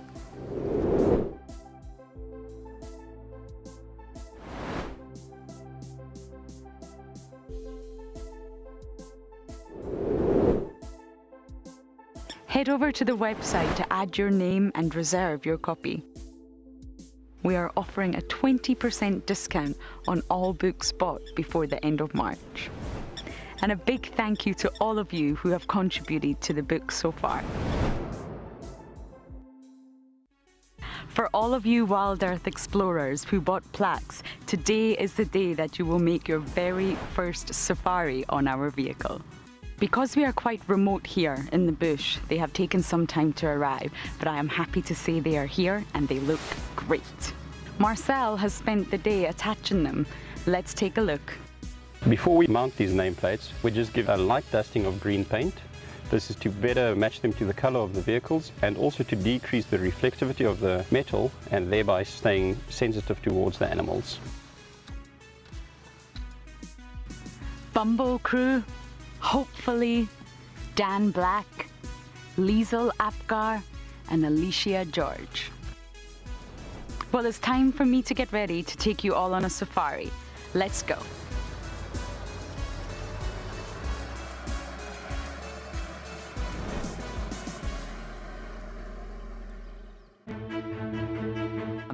here at andBeyond Ngala in South Africa. I love getting questions from viewers about all the small things within the environment and how it all is integrated with one another.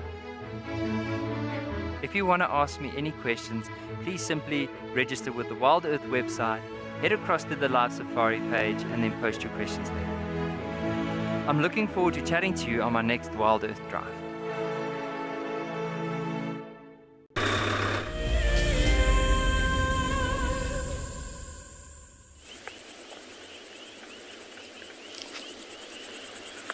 Welcome back to the stillness of Djuma. Just going to watch this elephant bull in the darkness, youngster, I believe.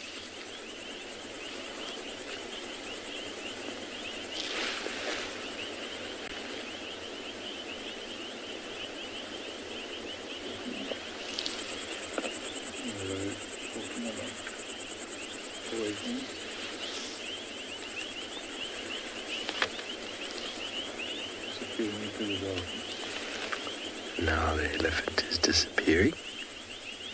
There was a small herd when we arrived.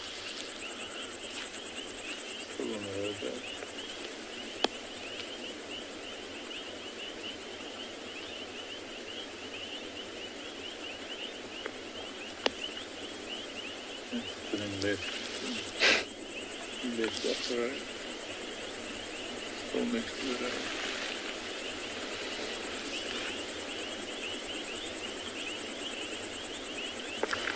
Gavin, their behaviour doesn't change hugely, but it does if you shine lights. So they don't like lights. It's like us. Their daytime, nighttime eyesight is similar. So if I came along to you and you've just spent the last 2 hours getting used to the darkness and I put a spotlight or a light in your eyes, you can't see for a while and it's disturbing. And so yes, you can have quite a change in behaviour if you use light. That's why as soon as we find elephants, we switch off. Obviously, we normally do that with most animals, but with most animals, elephants specifically, lights are a very big no-no. But what's lovely is to sit and to listen to them feeding. They're normally quite relaxed at night. Their behaviour doesn't change like cats' daytime, nighttime behaviour. If they don't like you, they won't like you in the day or the night. It won't be a change. But of course, the lights are something that can influence them. So it's very important to be cognizant of that.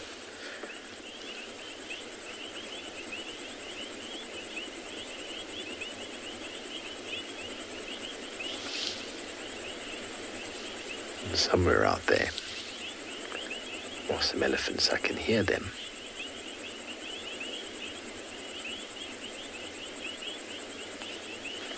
They have vanished, and so too shall we slowly head on.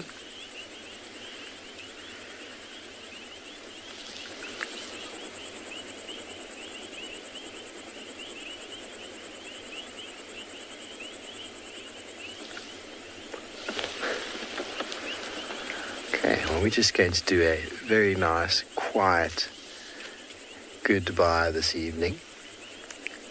Listen to some of the nocturnal organisms and the dark, empty road in front of us.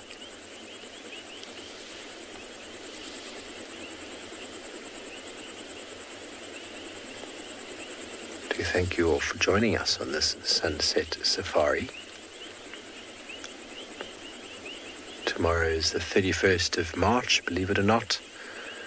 A new month nearly upon us. Autumn is fully on its way. We're all wearing jackets now. We're feeling the temperature change.